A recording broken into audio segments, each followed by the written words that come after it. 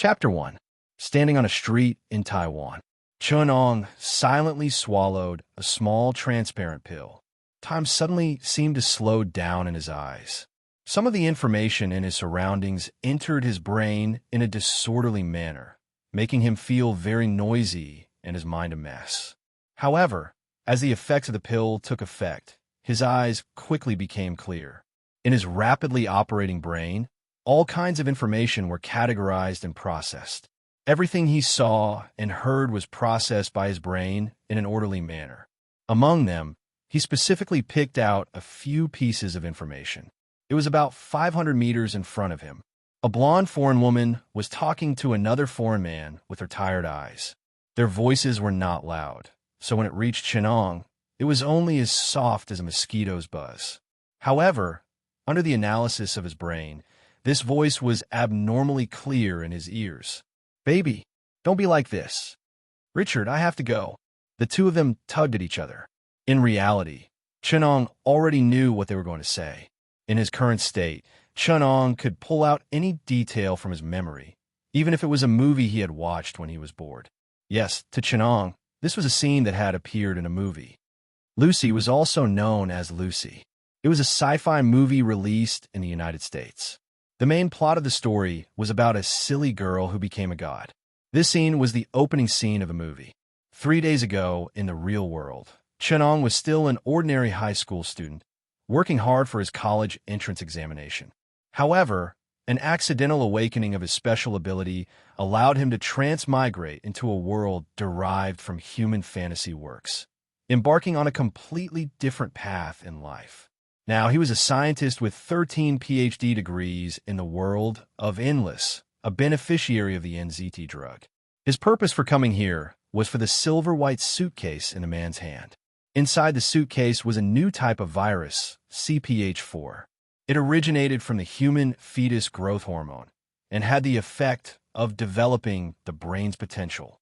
In the movie, Lucy's body was invaded by a large amount of CPH4, causing all the cells in her body to be stimulated by the drug. Her brain development exceeded that of an ordinary person from 20% to 40%, gradually reaching 100%, and finally becoming one with the universe. Of course, Chun-ong's goal was not to become one with the universe, but this kind of nature-defying drug was an excellent research material for him. Since he had also taken NZT, which also developed the brain, Chun-ong had a strong desire for this more powerful drug. He had taken NZT, which was slightly less effective in the world of endless, and he clearly knew how tempting this state of increased brain development was. In the past, he could not understand the complex information he could not understand, the knowledge that he could not understand, and he could not understand the various types of knowledge that he could not comprehend. In modern society, knowledge was cheap and expensive. What was cheap was the channels to obtain knowledge. From the internet and libraries, modern people could obtain a large amount of knowledge at a low price. What was expensive was knowledge itself. It was priceless. At the same time, CPH4, which allowed people to obtain knowledge, was also priceless. At this time, the two people in front of them were already quarreling. Richard suddenly handcuffed Lucy's hands, which made her very angry. She screamed, "Hurry up and untie this thing for me. I can't do it. Mr. Jiang is the only one who has the key." Chun-ong had already walked to their side and suddenly said, "That's not it. Who are you?" Richard looked at him in shock and then threatened him fiercely. "Listen, kid, whoever you are, you'd better forget what you heard, or I'll." He suddenly stopped talking. Seeing the gun in Chun-ong's hand, Richard raised his hand obediently. Lucy, who was at the side, looked at this scene in shock. She nervously covered her mouth and sobbed. "All right, as long as you listen to me, I promise that you will all be fine." Chun-ong's voice was full of trustworthy charm. "Now, get in the car with me." Using a little hypnosis technique, he made the two obediently get on the bus that was parked at the side. Chun-ong did not wait for Richard to sit down and hit the back of his head with his palm, causing him to faint on the seat. Lucy tactfully sat next to him and pleaded, "I don't know anything. No, actually, I just met this guy." "Lucy, you will be fine soon." Chun-ong comforted her. Soon, the car was driven to a building by Chun-ong. After locking Richard in the basement, Chun-Ong brought Lucy to a huge laboratory. Looking at the cold instruments in the laboratory, the rows of flasks and test tubes, Lucy curled up uneasily and asked in a low voice, "Sir, can I go now?" Chun-Ong patted the reclining chair in the laboratory and said to Lucy, "Now lie down here. I have to make sure that you forget something." Lucy heard this and pleaded, "No, sir, I promise, lie down." Chun-Ang's voice became cold. Lucy, who did not want to anger him, obediently lay down on the reclining chair with a sliver of hope. She watched as Chun-Ong put his ear on the password lock of the silver suitcase and gently fiddled with it a few times. Then it opened. There were 4 packets of blue powder inside. Before she could see it clearly, her head felt heavy and she fainted. Chun-Ong did not pay attention to her. He carefully picked out some of the 4 packets of CPH4 and anxiously put it into analysis. This substance would be secreted by the mother during the 6th week of pregnancy. It had an extremely magical effect on the development of the fetus brain. It was an important existence that gave humans intelligence. This crystal-like sapphire was a poison that would kill adults if they inhaled a small amount. If Chun-Ong wanted to use it, it would take a long time of research. For this process, Chun-Ong had a special technique. In the movie, NZT and CPH4 are 2 completely different things. But after the movie became reality, it's impossible to say that these 2 drugs have no similarities. The mechanism of their use and the effect on the brain must have some similarities. And this similar mechanism will be an important direction for me to improve CPH4. Chun-Ong took a test tube containing CPH4 and disappeared from the laboratory. Soon, in the underground laboratory in the world of Limitless, he changed into a white lab coat and greeted people enthusiastically. "Professor Chun, there's progress in NZT. The basic pharmacological analysis results that you wanted are out. The team of experts is preparing." A researcher wearing a mask handed a report to Chun-Ong. "Doctor, the laboratory is ready." Another researcher hurried over and said. Without another word, Chun-Ong went to the laboratory. This was the best laboratory in the world of Limitless. It was enough to prepare NZT with higher precision. If not for the strong side effects, Chun-Ang's brain could be developed to 40%. Of course, after 2 hours, he would become a retard. According to experiments, the different worlds that Chun-Ong transmigrated to were relatively independent of time. In the world that he was not in, time was stopped. This made it difficult for him to use time acceleration to cheat. In fact, lifespan had become the second problem that Chun-Ong needed to solve after the side effects of developing his brain. Bringing along Lucy's blood and CPH4, Chun-Ong busied himself for the entire afternoon. The azure blue drug in front of him was his only achievement. The side effects of NZT have been reduced by half, but there's no progress in the research on CPH4. This only proves that Lucy's serum has a miraculous effect on alleviating the side effects of NZT. Looks like it's time to overclock a second time. Chun-Ong furrowed his eyebrows. He called the accelerated state of the brain overclocking. The effect of the weakened version of NZT without side effects was normal overclocking. The normal version of NZT could be overclocked once, and the enhanced version of NZT could be overclocked twice. In addition, there was a concentrated version that could be overclocked 3 times. This was what Chun-Ong called the semi-finished product of the retard drug. In the following 6 months, the research and development of NZT achieved significant progress. Not only did they achieve the side effect-free effect of overclocking once, but they also obtained a practical, low-side effect overclocking twice. They also completed the preliminary research on the pharmacology of CPH4. However, its serious side effects still troubled Chun-Ong. Lucy had been imprisoned in the world of Lucy for a week. With regards to this precious material, Chun-Ong was extremely careful to keep her in a relatively good mood. He obtained a limited amount of blood. A few weeks ago, Chun-Ong took the risk to extract a bit of stem cells from her spinal cord and brought them to the world of Limitless for further research. Now, it was almost time for the results to be released. Chun-Ong observed the changes of NZT in the test subject body. He He furrowed his eyebrows in deep thought. He opened the experiment notes at the side and recorded, "In the experiment, the efficiency of Eddie did not increase with the increase in concentration. On the contrary, the best effect could only be achieved with the appropriate concentration. However, when Eddie was injected into the whole body, its efficiency would suddenly increase again. This proved that Eddie did not only play a role in the brain, but was also closely linked to the whole body." Perhaps the ancient medical theories of China were correct. Not only was the brain and the spine the source of human intelligence, the theory of the human body and the theory of systems were also proven to exist. In the experiment of Eddie being injected into the internal organs, it confirmed the role of the internal organs in managing a person's emotions. This coincided with the theories of traditional Chinese medicine. Chenong picked up the plain questions beside him and flipped to the chapter on qi. He continued to write in his notes, "The rational development of Lucy and Eddie cannot be separated from the ancient medical wisdom of China. The side effect-free use of Lucy may be closely related to the qi in the human body.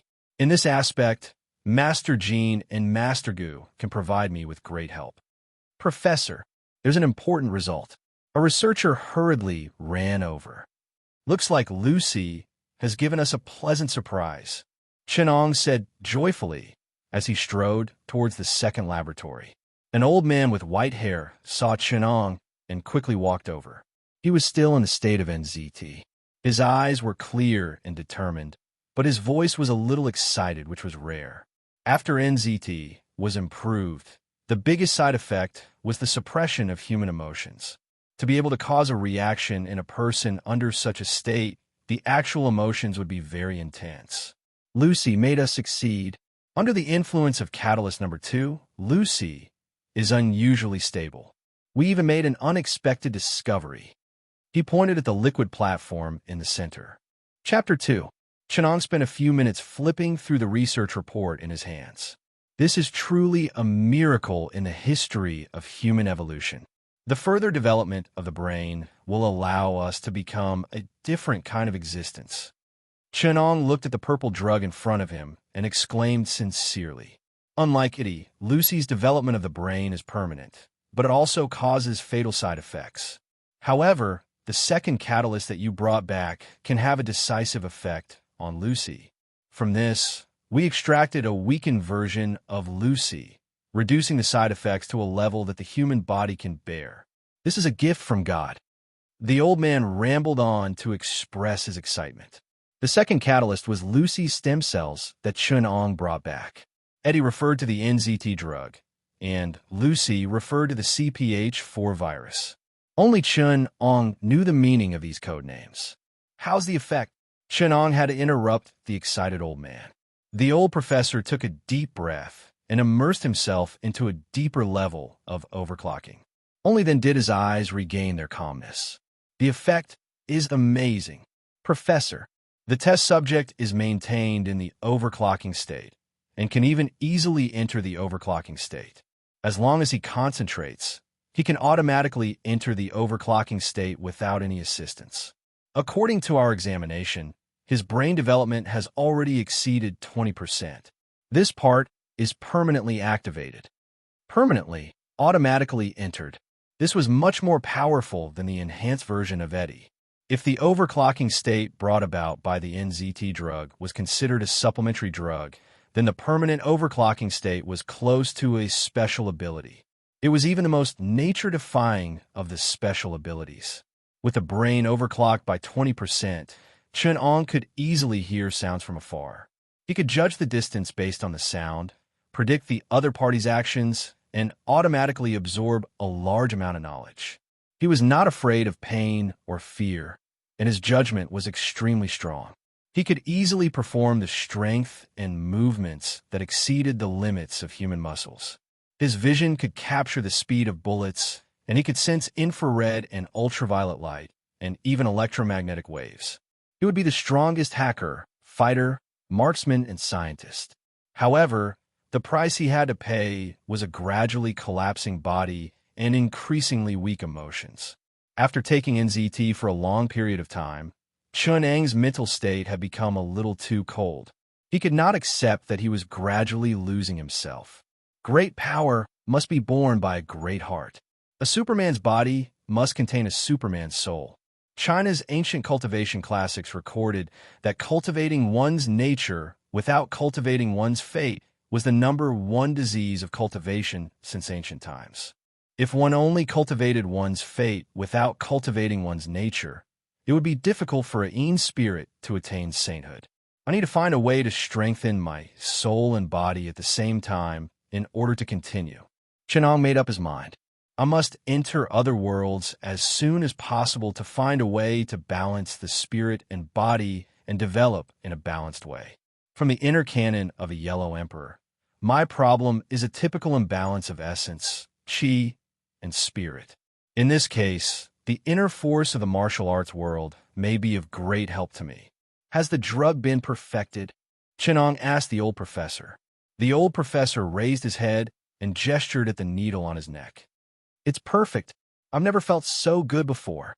Normal overclocking doesn't cause any stress to the body, but overclocking once is still a little strenuous. It's best not to use it for more than 5 minutes. You should rest for 10 minutes in between using it continuously. That way, there won't be any side effects. Chenong looked at his emotionless eyes and smiled bitterly. Isn't that a side effect? Of course not. This is a manifestation of the drug's perfection. The old professor pushed his glasses up the bridge of his nose and said solemnly, a state of absolute rationality, eliminating the influence of emotions. This is the perfect human being. Of course, I can't reach that state yet. I'm just a little more clear-headed now. I'll still be affected by those annoying emotions. Thank God. Fortunately, this is only a special reaction of yours and not a side effect. Give me an injection of the drug to strengthen me. Chenong walked to the lab table and lay down. A soft band stretched out from the side and gently wrapped around him. Pain shot through his arms and body at the same time. Chenong watched as the violet liquid entered his body drop by drop. The conversation of the researchers around him was dragged out. The voices and images flashed before his eyes. Soon, a familiar feeling filled his brain. Soon, the feeling calmed down. Chun-Ong gently shook his arm, and his muscles wriggled layer by layer. He easily broke free from the rope that could tie up an elephant. His skin constantly wrinkled and wriggled, collecting sweat and dust and cleaning his surface. Soon, some dirt seeped out of the pores on Chun-Ang's skin. He shook it gently, and it scattered and fell off. His skin was as smooth as a newborn baby's. Some parasitic mites and acne had disappeared without a trace. The old professor looked at this scene in shock. The experiment notebook in his hand fell to the ground. What's going on? Did the drug strengthening fail? He nervously went forward to check. This was the moment when his dream came true. If anything happened to his big sponsor, an important partner in the research, it would be a nightmare. It's fine. Chenong waved at him. The strengthening is a success, but the strengthening time is not up yet. The drug needs at least 3 hours to take effect. You just injected it. Moreover, there have never been any experimental records of controlling microdermal muscles and nerve endings. This can only be achieved if the brain is at least 30% developed. The old professor waved his hands and feet. Even the overclocking state could not control his emotions. Suddenly, 2 streams of blood flowed out of Chun-Ang's nose. He held his head and groaned. The frightened laboratory doctor rushed over to check on him. There's no need. I can feel any state of my body. Just now, I overclocked my brain at full power. My body can't bear it. This is at least 25% overclocked, but the drug can only be overclocked once. It's only 20%. The old professor was puzzled. My brain is more developed than others. It's only 20%. Chenong said in a muffled voice as he covered his nose. It's best for you to maintain your full power at 10%. This is the best state your body can withstand in the long run. 15% of normal overclocking is the limit. 20% of overclocking once can only be used to a limited extent, the old professor advised. Under Chun-Ang's control, his nasal cavity quickly returned to normal. He raised his head and said confidently, "Even if I'm only in my full power state, I'm still more powerful than you in your overclocking state." Chen-Ong raised his hand and twisted it nimbly a few times. He felt the muscles and endocrine in his body being adjusted to the best. "Of course, you're the most amazing genius I've ever seen. Chun, you're the person I admire the most." The old professor looked at him sincerely and sighed. "The development of the brain, the secret of God's forbidden zone, will be the greatest discovery in human history. Only the sum of all the scientists in human history can match up to your contribution, Chun. The reason why I can see further than others is because I'm standing on the shoulders of giants." Chen-Ong raised his head and looked at the old professor seriously. "Come up with a name for it." The old professor pointed at the violet liquid.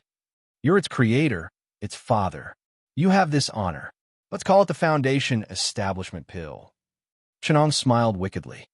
"If we develop other drugs in the future, we'll call it the Core Formation Fruit and the Nascent Soul Formation Pill. We'll make it into a series. Perfect Basic Casting Medicine. It's a very suitable name."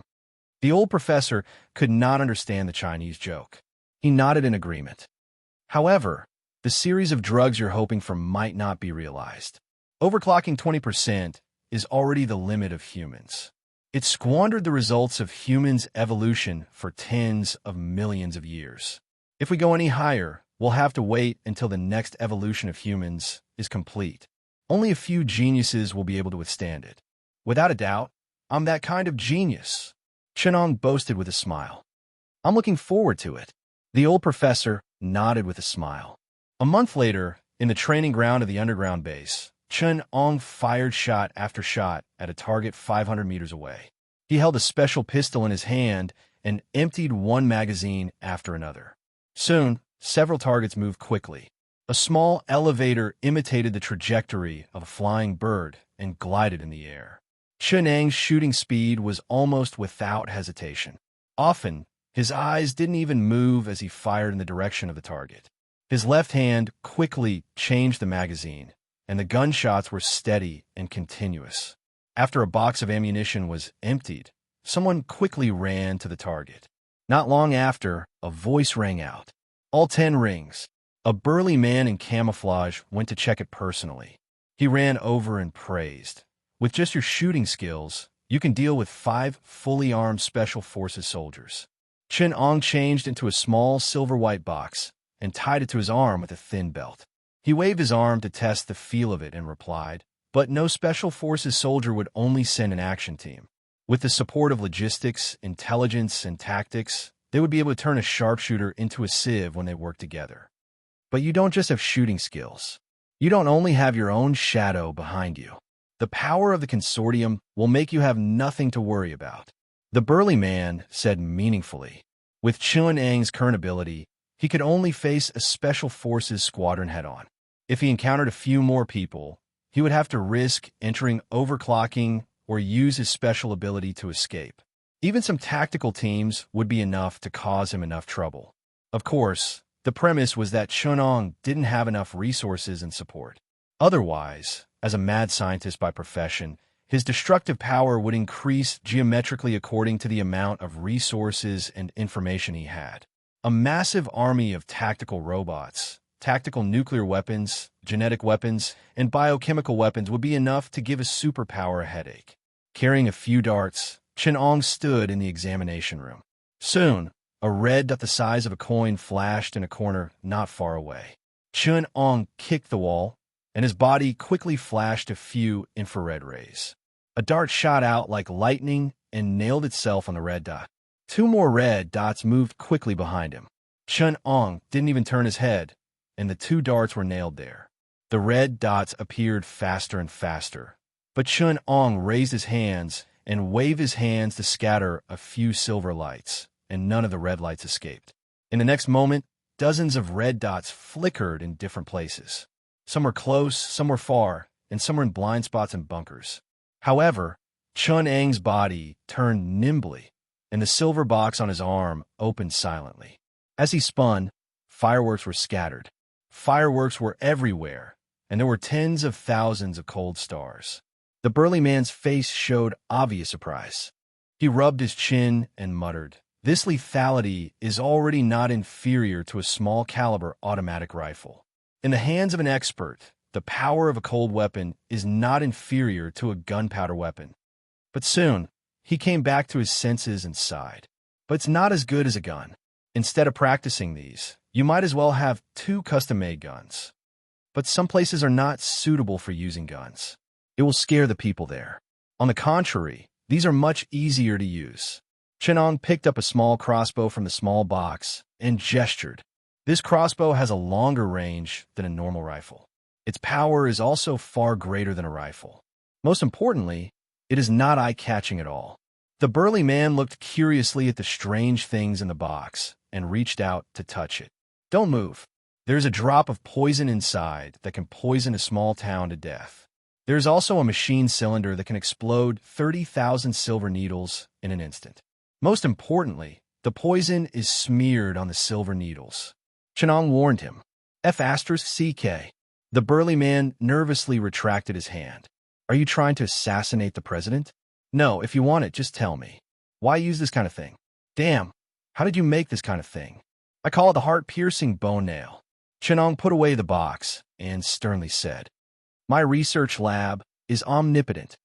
Chapter 3. After Chun Ong arrived in the world of the smiling, proud swordsman, he was not in a hurry to go to Mount Hua. Instead, he dressed as a barefoot doctor and treated patients along the way to Mount Hung. At the same time, he tried to get in touch with people in the martial arts world. In the past 2 months, he had treated countless knife wounds and poisonous ulcers, which not only gave him a lot of sample data of internal force, but also made him a little famous in the martial arts world. Because of his excellent medical skills and good at surgery, especially 1 month ago, he cut open the abdomen of a child who was poisoned by a venomous insect. He suddenly became famous and got the nickname Sai Huadua in the martial arts world. This made Chun Ong a little speechless.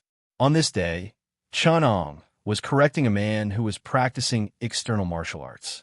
The man's twisted muscles and bones made Chun Ong frown.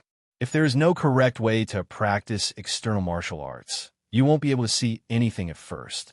But after practicing for a long time, the body of a person without the secret will develop abnormally. The few incantations I've obtained are all incomplete like this. They all lack the core breathing method. Chenong took a few steps back and made a strange stretching posture. He told the man, "Do this posture like me." The man tried hard to stretch his body, and his muscles were almost twisted together. But he still endured the pain and looked at Chenong carefully. Suddenly, Chenong moved like lightning and heavily punched the man's body. Before the man could react, Chenong ruthlessly punched his lower abdomen. The man's back immediately bent, and he cried out in pain. He staggered and was about to fall to the ground, but Chun Ong still didn't let him go. He strode forward and elbowed the man's neck, hitting him so hard that tears flowed out of his eyes. The man was not willing to give up.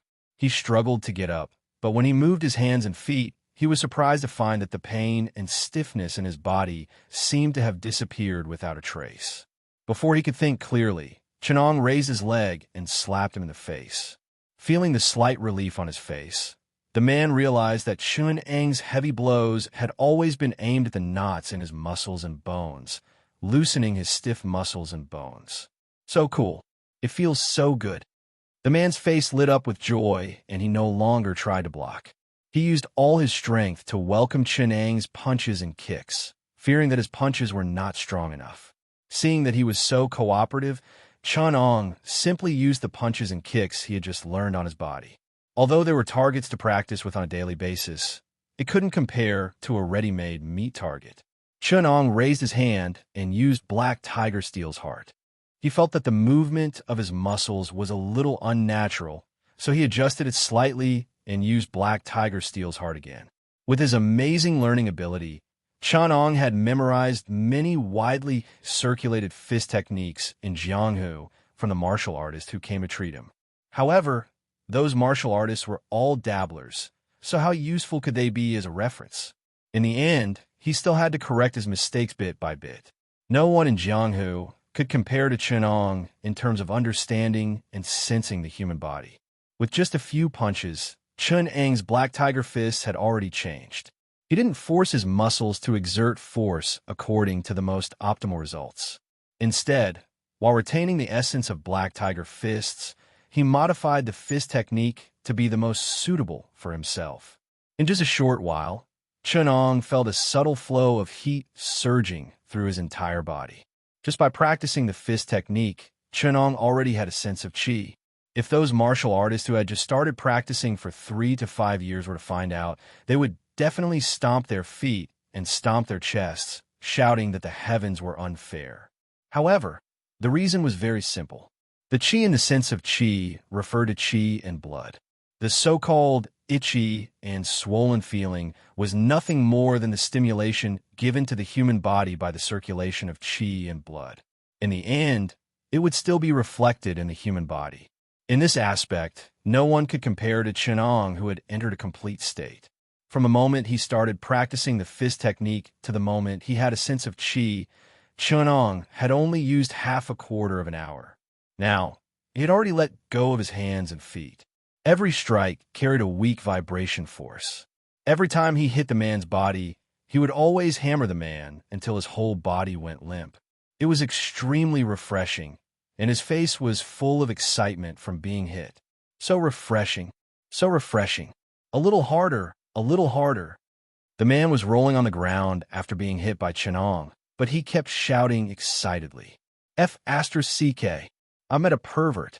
Chenong's back was a little numb, and for a moment, he did not dare to continue.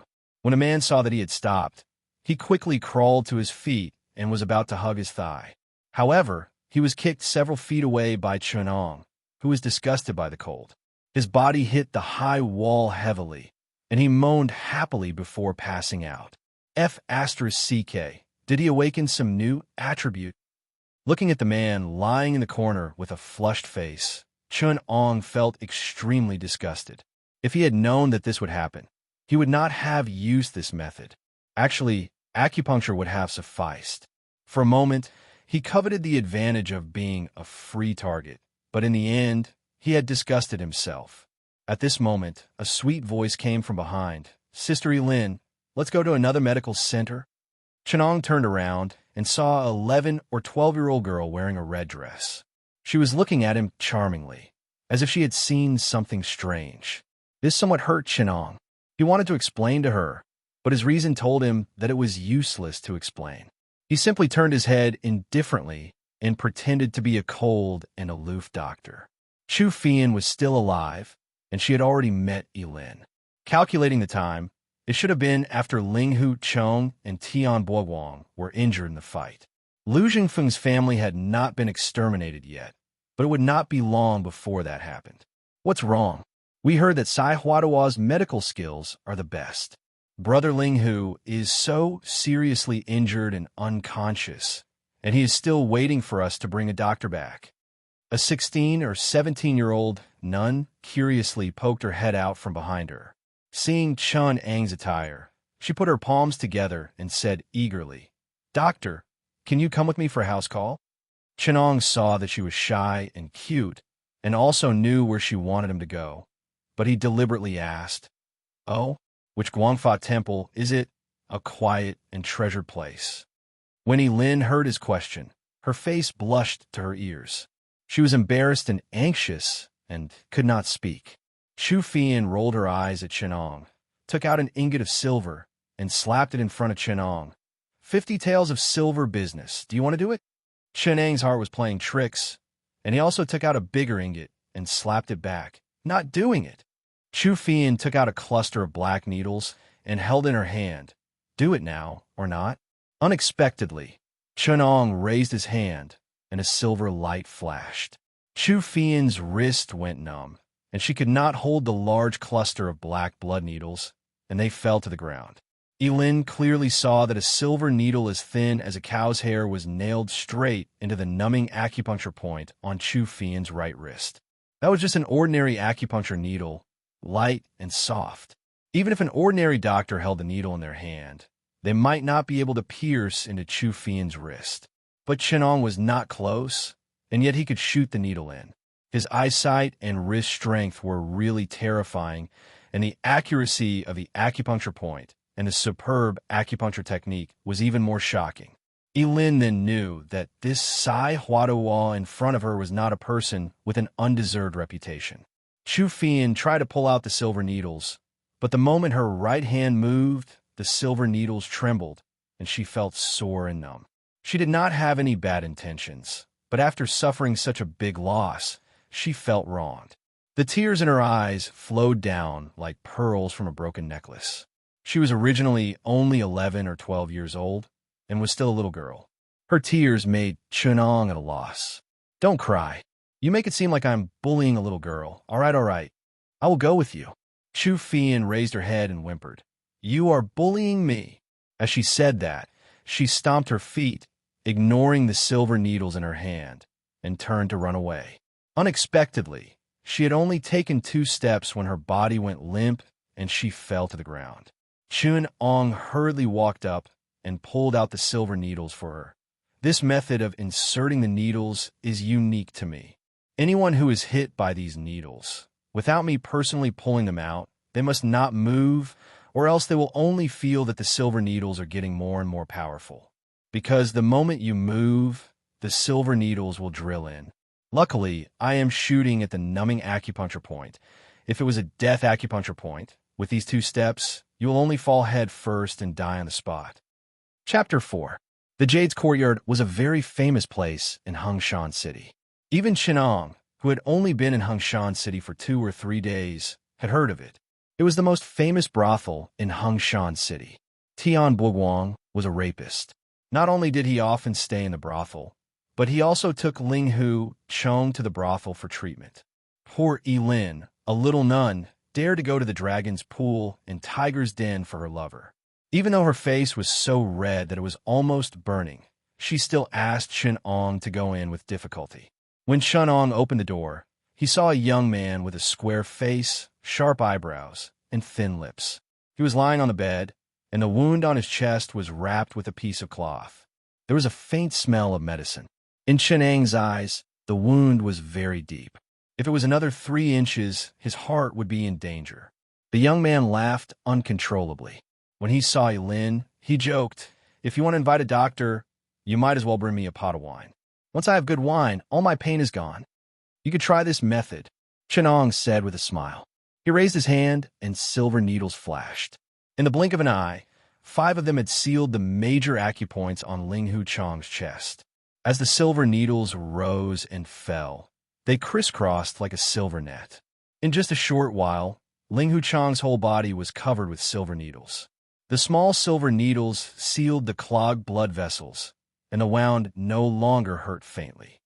What amazing medical skills! Ling Hu Chong raised his head. He was seriously injured, but he didn't look depressed. Instead, he looked free and easy. "Since I've been treated by you, I'm not afraid of the king of hell asking me to drink. You can still drink with me." Chen Ong picked up a wine cup from the table and handed one to Ling Hu Chong. When Lin was about to stop him, he raised his hand and advised, "I'm the doctor here. You should listen to me. I want to drink with him now. You can't stop me." Ling Hu Chong also smiled and echoed, "Let's not talk about other things. This is really a divine doctor. He knows that if I drink, my wound will be half healed." Those quacks often advise people that drinking alcohol will harm their qi and blood. They probably don't know that what flows in some people's bones isn't blood, but wine. Chun Ong raised his hand and sprinkled a packet of medicinal powder into the wine. He mixed it shakily and then poured a cup for himself and Ling Hu Chong. "I've never heard of such a thing. I just think that you might be more willing to take the medicine with the wine. Then why did you pour yourself a glass?" Ling Hu Chong pointed at his glass and asked with a smile, "Show your sincerity." Hearing Chun Ang's words, Ling Hu Chong didn't say anything. He raised his wine cup and drained it in one gulp. He laughed and said, "I regard Mr. as a gentleman. Mr. shouldn't treat me as a vile person." Chenong also raised his cup and took a sip. "I'll guard against the heart of a vile person, but not against the belly of a gentleman." After that, the 2 of them laughed heartily, drinking and chatting happily. Suddenly, someone shouted from outside, "Elin! Elin!" Elin was shocked and said in panic, "Yes, master." She was about to stand up and agree. Chu Fian quickly covered her mouth and said in a low voice, "What is this place? Do you dare to agree?" She suddenly remembered that there was a stranger here and quickly looked towards Chun Ong, looking at the two's burning gazes. Chun Ong felt that something was wrong. He coughed twice and said with a smile, "I'm here to treat Brother Ling Hu's illness. I've never seen any little nun." After a while, Tian Buoguang, who was in the west room, could be heard laughing and mocking Dingy Abbess. Dingy Abbess was a monk after all.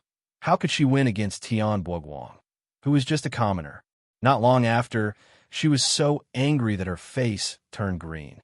Fortunately, Yu Tsanghai also heard the conversation and came to find trouble with Tian Buoguang. But after fighting for a while, they were actually evenly matched, and it was difficult to determine who was better. Suddenly, they heard Lu Zhongfeng's voice sing, "Monastery Master Yu, Tian Buoguang has done many evil deeds and will not have a good death in the future. If we want to deal with him, we don't have to rush. This brothel hides filth. Let's all go in and search. No one is allowed to leave." Elin in the room became more and more anxious. They heard the shouts from outside, getting closer and closer. They were heading towards the room they were in. Looking at Elin, who was at a loss, Chun Ong pointed to the cabinet at the side and said, "You guys hide in there first. I will definitely not let them in." How could Elin still have any ideas at this time? Being pulled by Chu Fian, she shrank back into the cabinet. By this time, the people outside had already seen the candlelight in the room, and one after another shouted, "Go over there and search." They swarmed over. With a bang, the door was violently kicked open. The person at the front was Qing Chung Pai's disciple, Hong Renxiang. When he saw Ling Hu Chong sitting there, for a moment, it was as if he had seen a ghost. He was so scared that he took a few steps back, which made Chun Ong feel very strange. Chun Ong had been watching the smiling, proud wanderer for a long time, so he did not know that in everyone's eyes, Ling Hu Chong had already been killed by Luo Renjie. Now that he appeared, wasn't it like he had seen a ghost? Then they saw a short man in a green robe standing out from behind. He looked coldly at the two of them and sternly asked, "You two, which one is Ling Hu Chong?" Chun Ong glanced at his face and pretended to be shocked and said, "Where did this child come from? Actually entering this brothel, his parents really deserve to be beaten." When Ling Hu Chong heard him ridicule Yu Tsanghai like this, he could not help but burst out laughing, but he was still somewhat worried. Brother Chan does not have any martial arts, and I look like this. What if Yu Tsanghai makes things difficult for me? Forget it. At worst, I'll just risk my life. Yu Tsanghai was so angry that his face turned purple. As the head of a sect, when had someone talk to him like this? He raised his hand, and a green light flashed. A flying all shot towards Shenong. His dark green kung fu was really powerful. From raising his hand to the flying all, it only took a blink of an eye. Ling Hu Chong was caught unprepared and could only watch, thinking, "Not good." My foot pushed away Chun Ang's chair. Unexpectedly, Chun Ang's soles were firmly rooted in the same place. In the face of this heart-piercing cold all, he just sneered. Only when the flying all shot towards his face, he suddenly raised his hand and pressed down. Bang! A loud sound. The mahogany table was slammed by his palm, and a 5-inch long cyan steel all sunk into the table, as if it was embedded in the table. Everyone on the side couldn't help but suck in a breath of cold air when they saw this. This swift flying all was actually slapped down by him halfway. This kind of eyesight and palm strength was really shocking. According to legend, in the Northern Song dynasty, there was also a Qingchang sect on Mount Qingcheng, which used a unique weapon called Thunder God Blast. In the sect, there were 9 strikes of Qing and 18 strikes of Cheng. These were their best kung fu. Among them, the 9 strikes of Qing were all written on the dark green kung fu. Sect leader used flying all does have a bit of style. Chenong said lightly. A trace of astonishment flashed in Yu Tsanghai's eyes.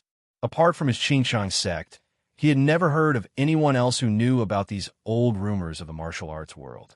But seeing that Chenong was so familiar with them, he did not seem to be a stranger. If such a person was not born in a holy land of the martial arts world with a long history, then he must have obtained the orthodoxy left behind by his predecessors. Speaking of which, this is related to a case of the martial arts world. It is said that in the Northern Song dynasty, there were two famous heroes in the martial arts world, North Xiaofeng, South Morong. One was really a hero, and the other, hey, then let's not talk about it. Chenong glanced at Yu Songhai and suddenly changed the topic. That South Morong has a mystical kung fu called the Big Dipper, known as giving him a taste of his own medicine. One arrogant tone, Yu Songhai suddenly said. It was unknown whether he was talking about the Big Dipper or Chan Ong Ling Hu Chong, who was at the side, was a little confused. He did not know why Chenong was talking about the Big Dipper, but when he saw that Chenong was talking about the matters of the martial arts world in the pile of old papers, as if he had seen them with his own eyes, he could not help but feel that the other party was even more mysterious and unfathomable. That South Morong is too famous for his martial arts, but he has provoked a disaster. Some famous experts in the martial arts world have actually died under their own unique moves, and for a time, the martial arts world is in an uproar. Young man, don't talk nonsense here. What does this have to do with my Qingshang sect? Yu Songhai interrupted him and asked sternly. Oh, don't be anxious. Don't be anxious. This Qingqing sect leader is just a background. He is one of the famous experts who died under their own unique moves, the so-called passerby. However, because of the 9 strikes of Qing and the 18 strikes of Cheng, his fame has spread far and wide. Chenong said with a smile, clapping his hands. Chapter 5. Yu Songhai was already furious to use this special skill. He used the heart-destroying palm technique, and the area within 1 zhang in front of him was enveloped by the wind of his palm. In terms of the viciousness and ruthlessness of his palm technique, it was hard to find anyone in the martial arts world who could match him. Good palm technique, Chenong exclaimed in admiration. But it's useless. His right palm pushed back, and his left palm stretched forward. His pinky and ring fingers caught 3 darts at the same time, while his index and middle fingers, which are the most powerful, were pinching a silver nail. Ling Hu Chong, who was the closest to him, could only see the afterimages of Yu Songhai's hands and the 6 flashing silver lights between his palms. But these 6 silver lights flashed and disappeared in the blink of an eye, greeting Yu Songhai's vital acupoints. The 6 swallowtail darts were all made of extremely tough titanium alloy. During high-speed movement, their aerodynamic shape was simulated by a large computer, giving them unparalleled balance. Under Chun Ang's exquisite technique, even a rock could be pierced through, and they had other wonderful uses. Yu Songhai naturally didn't dare to take them head-on. Just by hearing the faint sound of the darts rubbing against each other, he understood that taking them head-on was absolutely an act of suicide. With a flip of the cloak on his body, a fine iron mask covered his vital parts. This was also his unique martial art. It was a strange, face-changing technique that he had learned from the Sichuan trick. Coupled with the specially made cold iron mask, it was his trump card that he did not reveal to others. The cold iron mask was easily pierced through like a thin piece of paper, but the swift and fierce momentum of the darts also slowed down slightly. Yu Songhai unfolded his cloak, and his whole body had already shrunk to the ground. His short stature and the huge cloak actually allowed him to appear and disappear unpredictably. The darts only pierced through the cloak, but didn't hurt him at all. To be able to combine magic tricks and martial arts so perfectly, Yu Songhai could also be called a strange genius. But not long after he was happy, he heard a soft rustle behind his head, but it didn't come from his ear, but from a group of disciples who were watching. Ling Hu Chong, on the other hand, saw the 6 cold stars fly out of the door, circle in the air, and then shoot back like lightning. Their force didn't decrease, and they shot toward the Qingshang disciples at the side. Puff! The swallowtail darts shot through the neck and out the mouth. Hong Renxiong didn't even have time to scream before he fell to the ground, clutching his throat. The other 5 Qingshang disciples, one covering his left ear, one covering his right ear, 2 holding their pierced palms, and the last trembling, one staring at his hat nailed to the wall, already scared out of his soul. This amazing dart skill scared the remaining people so much that they covered their heads and squatted on the ground. This amazing dart scared the remaining people so much that they covered their heads and squatted. Yu Songhai's eyes were bloodshot, but before he could react, he felt a slight coldness in his chest. He hurriedly took a wrong step and moved a foot away in the blink of an eye. Unexpectedly, the two dim silver lights that shot over collided lightly on the spot and then shot out like lightning to both sides. Yu Songhai glared angrily at the silver nail that was about to pierce through his chest. He took a deep breath and felt as if his chest had been punched by someone. A bowl-sized hole appeared on his chest, allowing him to narrowly avoid the silver nail. When he retreated several steps out of the room, everyone noticed that his clothes were in tatters and there was a 3-inch cut on his chest. All of this happened in the time it takes for a spark to fly off a flint. Ling Hucheng never thought that Yu Songhai, who was so mighty just a moment ago, would be forced to retreat by Chunong in just one round. Just 6 darts and 2 silver nails were enough to make the Qingchang sect disciple lose his fighting spirit. Piercing the forest and striking the swallow, shooting star chasing the moon, looking back at the moon, silver star scattering. Yu Songhai didn't show any shock on his face. He forced himself to remain calm and recited the name of Chun Ang's hidden weapon technique. Which sex expert are you from? You've come to make things difficult for my Qingqing's junior. I'm not making things difficult for you. I'm just telling you not to come in and disturb my drinking with Brother Linghu. Chunong said with a wave of his hand. The Qingchang disciples were so scared that they hastily retreated out of the door. When Yu Songhai saw that his disciple had failed to live up to his expectations, he only glared at Ling Hucheng angrily. His eyes were filled with killing intent, and it was clear that he bore a grudge against Ling Hucheng. Since you don't want us to disturb you, then we'll take our leave. Yu Songhai endured the grievance and waved his hand to let his disciple collect Hong Rinxiong's body. He forcibly swallowed his anger. Wait.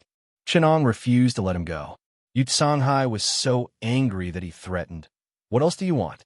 Do you want to shed all pretense of cordiality with my Qingxin? His tone was faintly unkind. When Ling Hucheng heard it, he knew that Yu Songhai was using the tiger skin flag of the martial arts world again. With Ding Yi and Lu Zhengfeng holding the line, he wasn't afraid of Chun Ang's hidden weapon technique. You disturbed my banquet. Do you think you can swagger away just by saying a word? How can there be such a reason in the world? Chenong sneered. When he saw Yu Songhai's flickering eyes, he knew that he had lost his courage. Most of his hidden weapon technique, just now, was just learned from Yu Songhai. How could he let go of this ready-made, living teaching material? When other people learned martial arts, they all had to kowtow to their master and work like a cow or a horse for their sect. Only when their master was in a good mood could they get 1 or 2 true teachings. If they begged like this, they could only learn some superficial knowledge. If they met the master's mistresses who had a powerful background, they would be beaten down in 2 or 3 years. Even if they had an amazing encounter and obtained a secret manual, they had to be on guard against their predecessors who had left something behind and tampered with and concealed the key points. From the famous sect's disciple Mei Chaofeng to those third-rate martial artists who came to seek medical help, they had all been tricked by this. Unlike Chenong, as long as he fought with someone, he could learn their trump card in 2 or 3 rounds.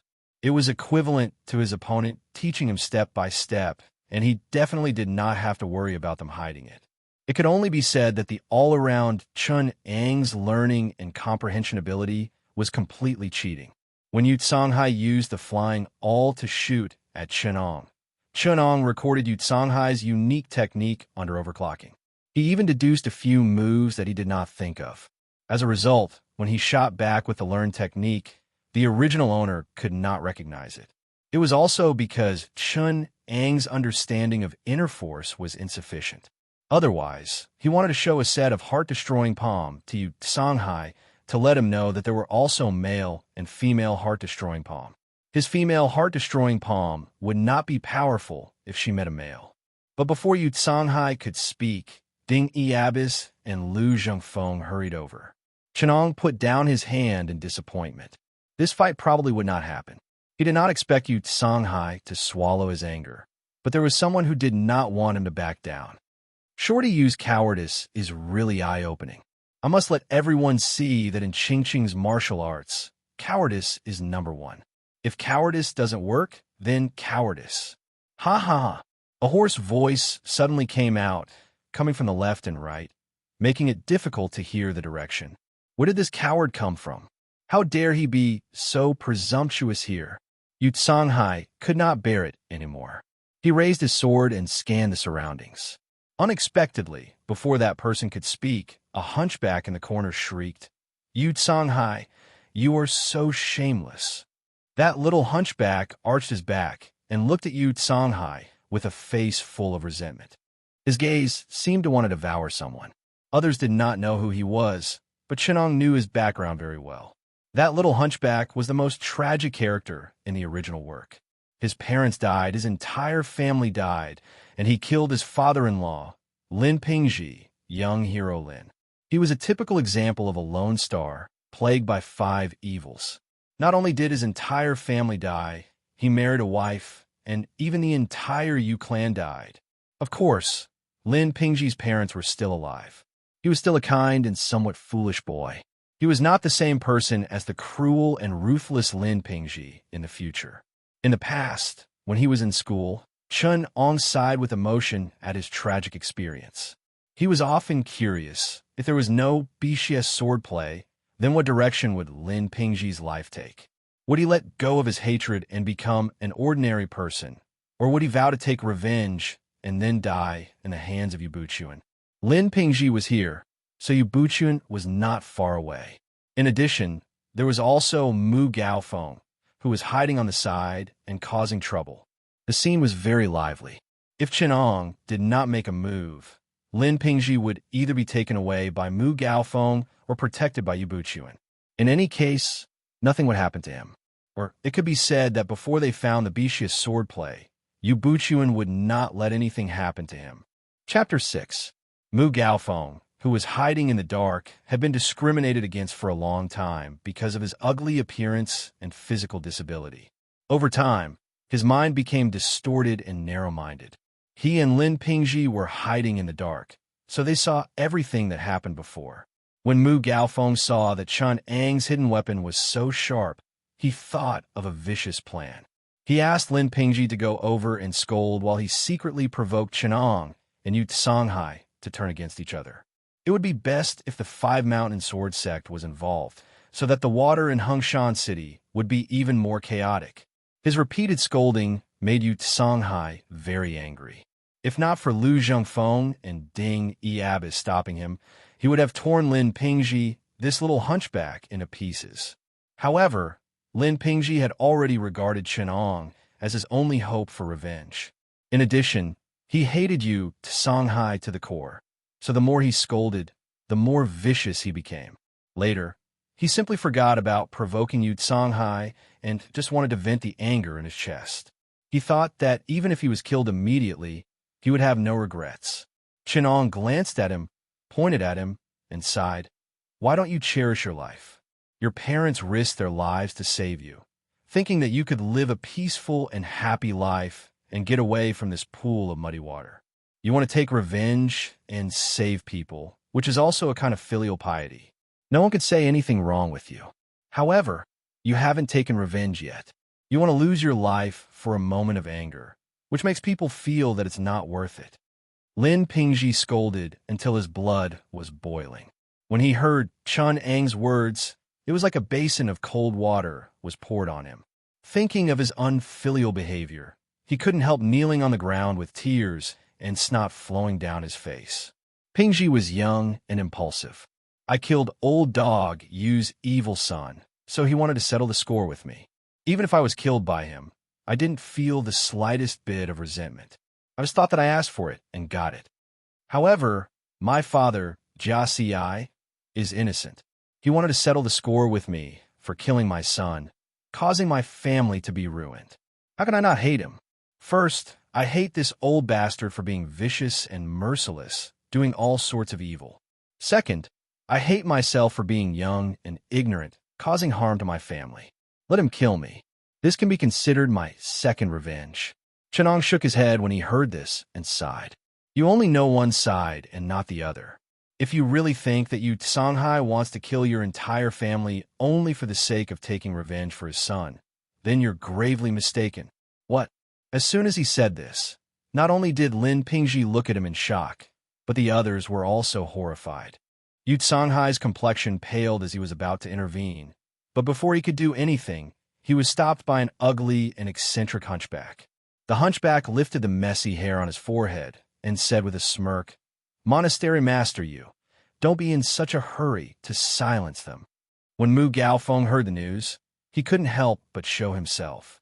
Yu Songhai looked at Mu Gaofeng and then looked at Chenong. He knew that he couldn't stop the two of them from joining forces. If there was another secret, Lu Zhengfeng and Ding Yiabis would never help him. According to Ding Yiabis's character, it would be lucky if she didn't find trouble with him after knowing the whole story. He immediately snorted, waved his left hand, and said, Let's go. He led the disciples of his sect and immediately retreated. Ding Yiabis and Lu Zhengfeng led the nuns of Hung Mountain sect and the disciples of Hung Mountain sect to stand where they were. In addition, there was also Yu Buchuan, who no one knew except for Chenong, hiding at the side. When Lin Pingji suddenly heard the secret, he couldn't care about anything else. He struggled to plead with Chenong. Senior, please tell me the reason. Tell me the reason. His voice was so sad that people couldn't help but sigh for him. Ling Hucheng was next to Chenong. When he saw this situation, he quickly helped him up. He had always been chivalrous, so he also pleaded with Chenong on behalf of Lin Pingji. Brother Chen, if it's not a problem, there's no harm in telling him. Since I pointed out, I will not tell him, but I have to tell the whole story from the beginning. Chenong said slowly, You should know that there are 5.5 miraculous martial arts in this world. They're the best in the world, and few people can resist them. As long as you can practice one of them, you can't say that you can dominate Jianghu, but it's not difficult to make a name for yourself and show off for a while. Oh, Ling Hucheng said doubtfully. Other than Shaolin Temple's Yijin Jing and Wudong sect's Taiji scripture, which martial arts can be compared to them? Shaolin and Wudong are indeed the current martial arts world's two miraculous martial arts. Yijin Jing and Taiji scripture are indeed one of the 5.5 miraculous martial arts I mentioned, but to say that they are unparalleled is not necessarily true. Chenong raised his wine cup and filled it for the two. Everyone laughed. They didn't think that there was any martial arts that could be compared to these two miraculous martial arts worlds, two miraculous martial arts. They only thought that Chenong was young and arrogant, with shallow knowledge, and was just talking big. However, Yu Buchuan, who was hiding on the side, focused his attention and listened attentively. Chenong smiled and said, The former cult leader of the evil cult was famous, and the martial arts he practiced was one of the 5.5 miraculous martial arts. Ling Hucheng shook his head in puzzlement. The former cult leader of the evil cult, Ren Wuxing, was admittedly highly skilled in martial arts and rarely met a worthy opponent, but no one knew what kind of martial arts he practiced. Even if it was very profound, I'm afraid it would be difficult to compare to the Yijin Jing and Taiji scripture. Brother Chen's words are indeed exaggerated. The disciples brought by Lu Zhengfeng and Ding Yiabis were whispering to each other. Obviously, they were extremely disdainful of Chun Ang's words and were laughing in a low voice. On the contrary, Lu Zhengfeng and Ding Yiabis, who were more knowledgeable, looked at Chenong with a serious face and vigilantly looked at him. Brother Linghu has really underestimated this miraculous martial art. Perhaps in terms of its profoundness, it is not as profound as Shaolin and Wudong, but after mastering it, its power and frightening aspect is even above those two. Chenong said with a slight smile. What's so frightening about it?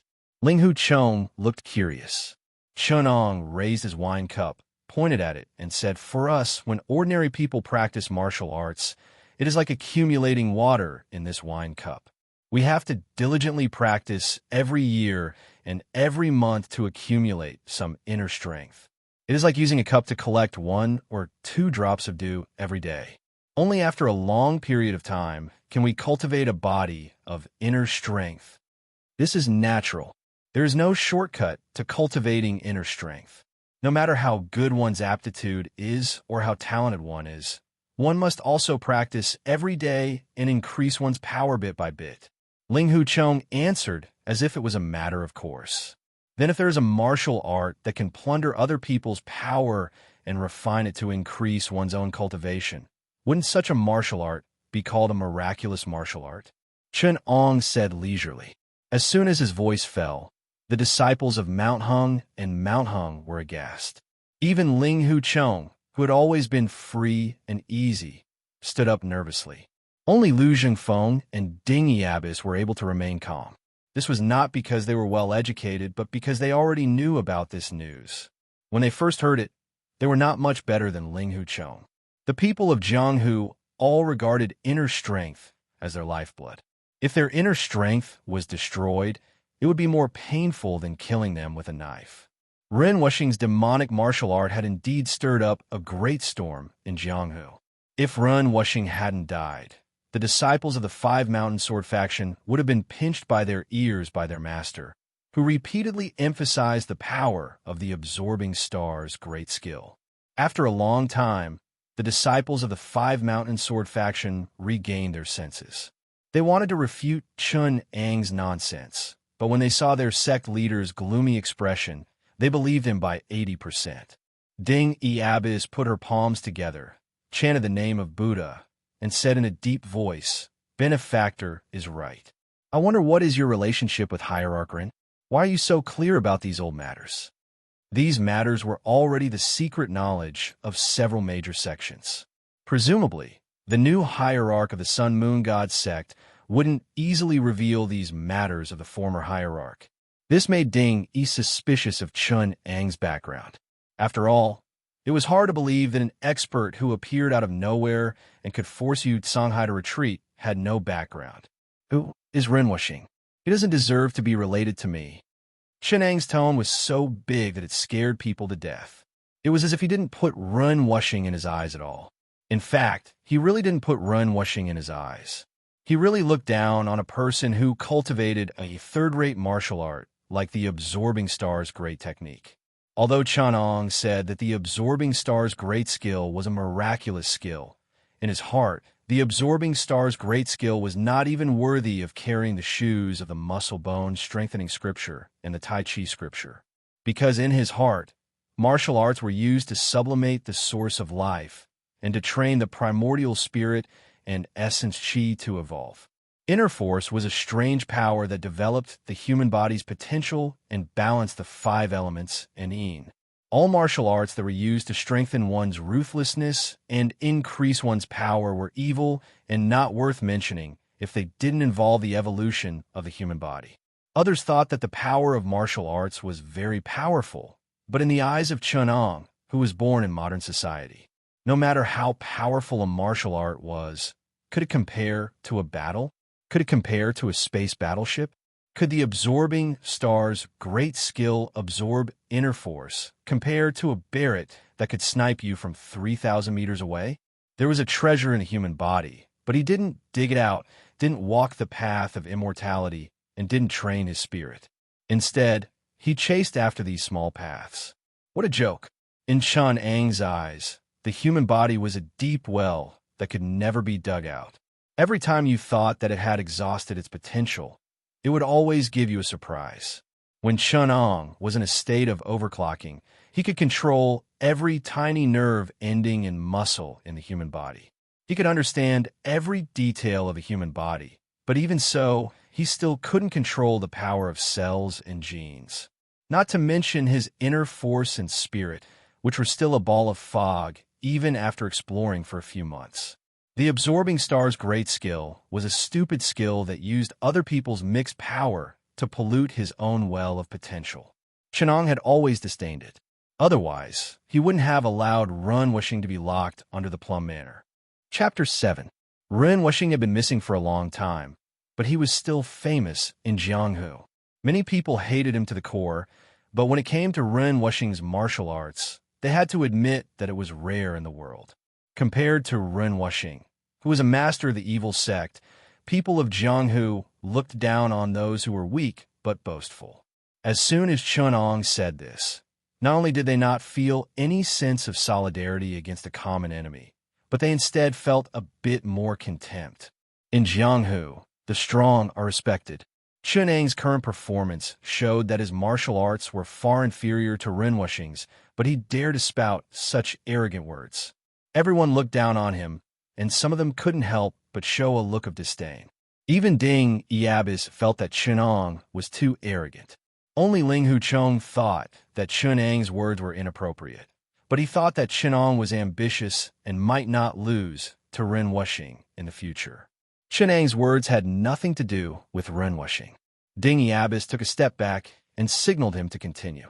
She didn't want to talk to an arrogant person like Chunong. Chunong looked at the absent-minded Ling Huchong and suddenly said with a smile, "What Renwushing's absorbing star's great technique. Brother Ling Hu comes from Mount Hua, and they have a martial art that is better than it. Compared to Wudong and Shaolin, it's not inferior in terms of profoundness. It's even better." Everyone let out a nod. This was obviously unexpected. Mount Hua was just a subordinate of the Five Mountain Sword sect. Although it was also a big sect in Jianghu, it could only follow the orders of the leader of Mount Song. Mount Song didn't have this martial art, but Mount Hua did. Fortunately, Ling Huchong held back his eye. He thought, although Mount Hua's Zixia secret technique is amazing, it's not as good as Mount Song's. Could it be that the next martial art is Mount Song's Nigong? Chinong looked at Ling Huchong's surprised eyes and said indifferently, "Brother Ling Hu, do you think I'm exaggerating?" No matter what Ling Huchong thought in his heart, he could not show it on his face. If the people of Jianghu knew about this, they would say, Mount Hua sect's martial arts are only average, and even their sect leader's eldest disciple looks down on them. That would make him a sinner of the Huashan sect, and Yu Buchuan would never forgive him. He quickly said sincerely, "Brother Chun is right." In a place where he couldn't see, Yu Buchuan pursed his lips, obviously not very satisfied. When the purple cloud divine power is first activated, it is indistinct like clouds. However, the accumulated force is extremely tenacious. In the end, it is overwhelming and unstoppable. Compared to the absorbing star's great skill, compared to the Tai Chi scripture, it is more tenacious. Compared to the muscle bone strengthening scripture, it is superior to the Qi absorption great skill in terms of purity. Compared to the Tai Chi scripture, it is superior to the muscle bone strengthening scripture. Of course, this was only the muscle bone strengthening scripture and Tai Chi sutra of this world. If it was the Tai Chi of Zhang Sanfeng's era or the muscle bone strengthening scripture of Sweeping Monk's era, you wouldn't be able to catch up? Chen Ong thought in his heart.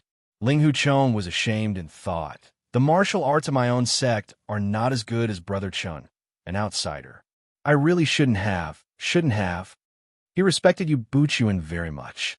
When he heard about Yu Buchuan's ability, he was happy for him from the bottom of his heart. Of course, Yu Buchuan, who was hiding in the dark, might not be happy. Lu Zhengfeng, who had not spoken for a long time, suddenly asked, "Little brother, you said that the purple cloud divine power is so powerful, but why is the evaluation of it not high in Jianghu?" Chunong glanced at Ling Huchong. "This is not easy for me to answer." When Ling Huchong saw Chunong looking at him, he suddenly understood and said, "Brother Chun said that the power of the purple cloud divine power is peerless, but it is not famous. Naturally, it is because of the problem of a successor. He took into account that I am here and refused to speak ill of my master." When he thought that Yu Buchuan might not have been able to practice it well, he wanted to defend him, but he did not know where to start. Should he say, "The purple cloud divine power is rubbish, my master is powerful"? So he made a name for himself. Fortunately, Lin Pingji saw Ling Huchong's embarrassment and quickly asked, "Sir, the 4 extraordinary martial arts that you mentioned are extremely powerful, but what does it have to do with the hatred of my Lin family?" "Don't worry, it will be revealed next." Chinong waved his hand and said, "This 5th extraordinary martial art, even if you have not heard of its reputation, you have all heard of its successor. From the leader of the devil cult, Dongfeng Bubi, to Lin Yuantu of the Fu Wei escort agency, They are all descendants of this divine martial art. Even the division of the sword chi of Mount Hua is related to this divine martial art. Hearing the name Dongfang Bubi, the crowd was in an uproar. Although they were at odds with the Sun Moon sect, they were still impressed by Dongfang Bubi's martial arts. When Ling Huchong heard the words division of the sword chi of Mount Hua, he was puzzled. Just as he was about to speak, he heard Lin Pingji say in a trembling voice, "That extraordinary martial art, is it our Lin family's Bixia swordplay?"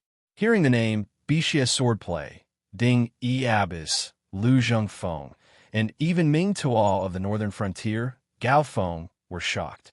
Their eyes were suddenly filled with realization. Yu Buchuan, who was hiding in the dark, clenched his fists and looked at Chun Ong with murderous eyes. Ming Tuo of the northern frontier immediately thought that Yu Songhai was willing to concede under the watchful eyes of the crowd and not tear the enemy, who killed his son in two. There must be a great conspiracy. How could a person like Yu Songhai give up so easily? Most likely what that kid said was right. The Bixia swordplay of his Lin family was indeed a great, extraordinary martial art. As long as he kept his eyes on Lin Pingji, he would get this martial art treasure book sooner or later. At this moment, the way he looked at Lin Pingji was a little strange. Lin Pingji, however, did not think so much. He looked at Chinong expectantly. Chinong was a little embarrassed by his stare. He waved his hand and said, "Yes and no." Yes means yes, and no means no. Why do you say yes and no? Mu Gaofeng's heart was agitated. Seeing that Chinong still wanted to keep him in suspense, his tone became impolite. When Chinong heard this, he sneered in his heart. "Wait until I finish talking, then I will settle the score with you." I said the Bixia swordplay is not, because it only obtained 40% of the essence of that extraordinary martial art. I said it is because the Bixia swordplay is indeed from it. With only 40% of the essence, Lin Yuantu was able to defeat half of Jiangnan and was invincible. Even the previous sect master of the Qingchang sect, Chang Qingzi, suffered a crushing defeat and died unwillingly. This extraordinary martial art can be said to be the best in the world. Lin Pingji closed his eyes and said sadly, "Yu Songhai also took a fancy to my family's Bixia swordplay because of this." "Yes." Chinong nodded. Even Mu Gaofeng could not help but ask when he heard the name of the world's best martial art. He hurriedly asked, "Boy, you haven't said the name of the martial art yet." "The sun rises in the east. Only I am invincible." "The Sunflower Treasure Book, the ultimate martial art." This martial art is naturally the Sunflower Treasure Book practiced by Invincible East.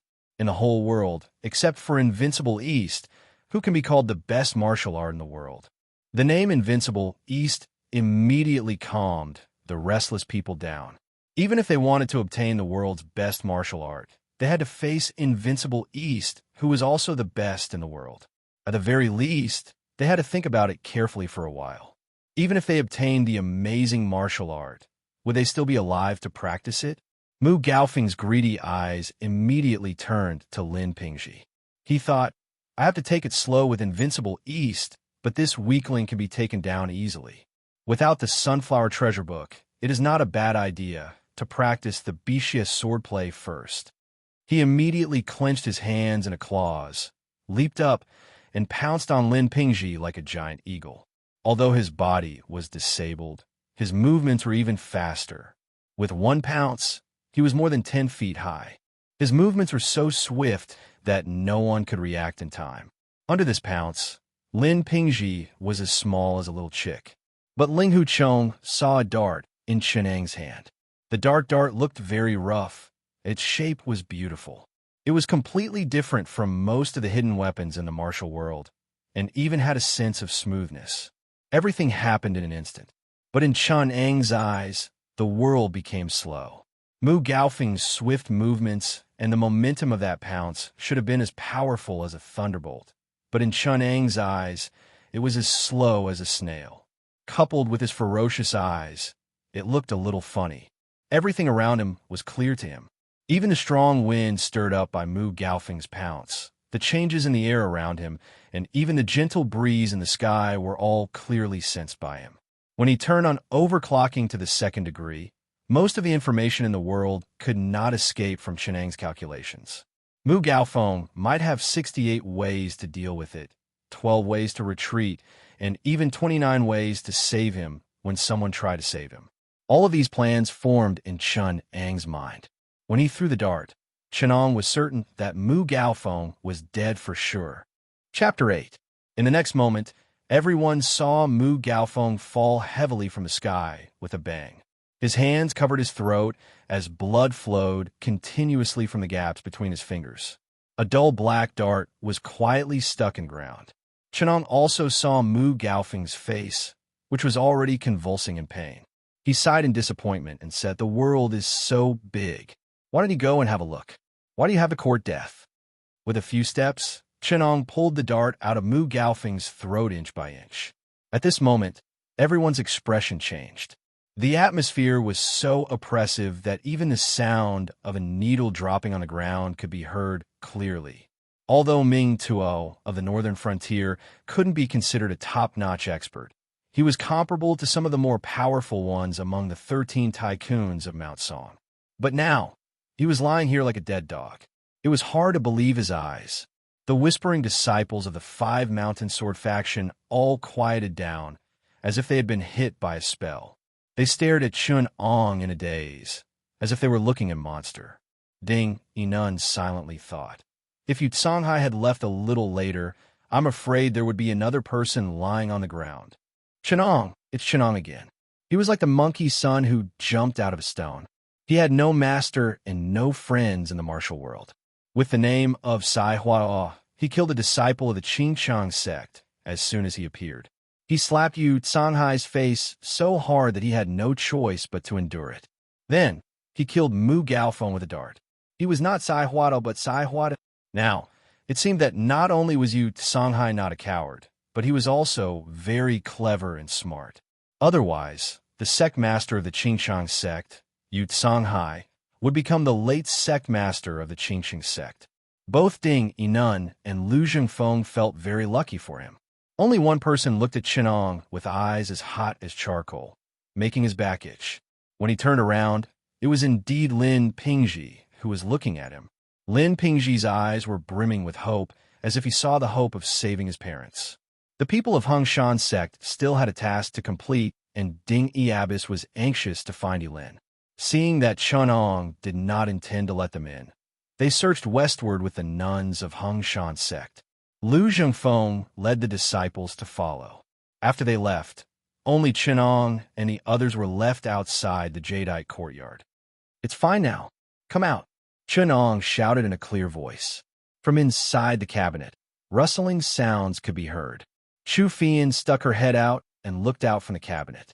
After looking at Lin Pingji for a while, she pulled the nervous little shirt-eye Yilin out. "I'm suffocating." Chu Fian patted her chest. Her little face was flushed, and it was obvious that she was feeling very uncomfortable inside. When she saw Chenang and Ling Hu Chong drinking there, her eyes lit up, and she raised her hand to pick up the wine pot. Ouch! She rubbed her hand that was hit by Chun Ang's chopsticks and looked at him angrily. Children should not drink. Chenang took back the chopsticks in his hand, poured himself a cup, and said with a smile, "Brother Ling Hu, if you don't leave now, I'm afraid that the person coming next will be someone you don't want to see." Whether Ling Hu Chong wanted to see Yu Ling Shan or not, Chenang did not know. But if he saw Yu Buchuan, he would probably have a headache. With Yu Buchuan's old-fashioned character, if he saw Ling Hu Chong appear in the brothel, he would suffer. Even his little junior sister probably wouldn't give him a good look. Sure enough, after listening to Chenang, Ling Hu Chong's face immediately showed a nervous expression. He looked back with some fear, but he did not know that his performance had already been seen by Yu Buchuan. That's right. After all, this is not a place to stay for long. "Brother Chun, I will leave now." Ling Hu Chong cupped his fists and said to Chen Ong Ling Hu Chong's natural disposition was unrestrained, straightforward, and open-minded. When making friends, he never cared about identity or status. He even made friends with the flower thief Tian Bowan. After talking with him, he also had a good impression of Chenang, I said that there are 5.5 amazing martial arts in the world. Previously, I only said 5. Regarding the remaining half, I have a motto to give to Brother Linghu. Before leaving, Chunong bid farewell with the wine. In the past, there was senior sword demon Dugu Chiobai, who established a sword tomb in the deep valley. Later, the divine eagle hero, Yanggua, mistakenly entered it and obtained the inheritance. According to his records, senior sword demon left behind these words: "For more than 30 years in the martial world, I killed all my enemies and defeated all heroes. There was no one in the world who could match me. Helpless, I could only live in seclusion in the deep valley with the eagle as my friend. Alas, I sought a worthy opponent all my life, but I couldn't find one. It was truly lonely and embarrassing." When Ling Huchong abruptly heard these words, he was both surprised and impressed. He also felt the loneliness and awkwardness in them. It was as if his heartstrings had been plucked by an invisible spirit. Although it was only a few words, it still made his heart race, his blood boiled, and his chest was endlessly excited. With a heroic spirit, he said in a clear voice, "Sweep away all my enemies and defeat all heroes. Once the sword is out, the world will bow its head." Senior's demeanor really makes people yearn for it. Chenong said, "Since it is a sword tomb, Senior Dugu naturally left behind the swords he used. The first one is a sharp sword that shines with a green light. Senior Dugu left behind a message, swift and fierce, unstoppable. When I was young, I used it to compete with the heroes of Yishua. My comment on it is, no thick penetrates into a gap. No move is better than having a move. Good sword, good motto, good comment. Senior Dugu's message is good, and Brother Chin's comment is even better." Ling Huchong clapped his hands and laughed. At this time, he still could not understand the principles of martial arts, but after all, he was born with a sword bone. As soon as he heard it, he was moved. "The second sword is the purple myrtle flexible sword. I used it before the age of 30. It was inauspicious to accidentally injure a righteous man. Remorseful beyond measure, I abandoned it deep in the valley. The third sword is the black iron heavy sword. The heavy sword has no edge. It is skillful but not skillful. Before the age of 40, I relied on it to dominate the world. My comment on it is, to lift heavy as if it were light, to lift light as if it were heavy, to be light as if it were light." When Ling Huchong heard the words "heavy sword has no edge," he felt a bit dazed. Then he heard Chan Eng's comment, "to be light as if it were light." He was even more shocked. He muttered, "The 5 mountain sword sects have all kinds of swordplay. Mount Hua's swordplay is dangerous. Mount Tai's swordplay is majestic. Mount Heng's swordplay is quiet. Mount Heng's swordplay is amazing, and Mount Song's swordplay is elegant. But no matter which sect or which sect it is, no matter how different its variations are, it is always light and swift.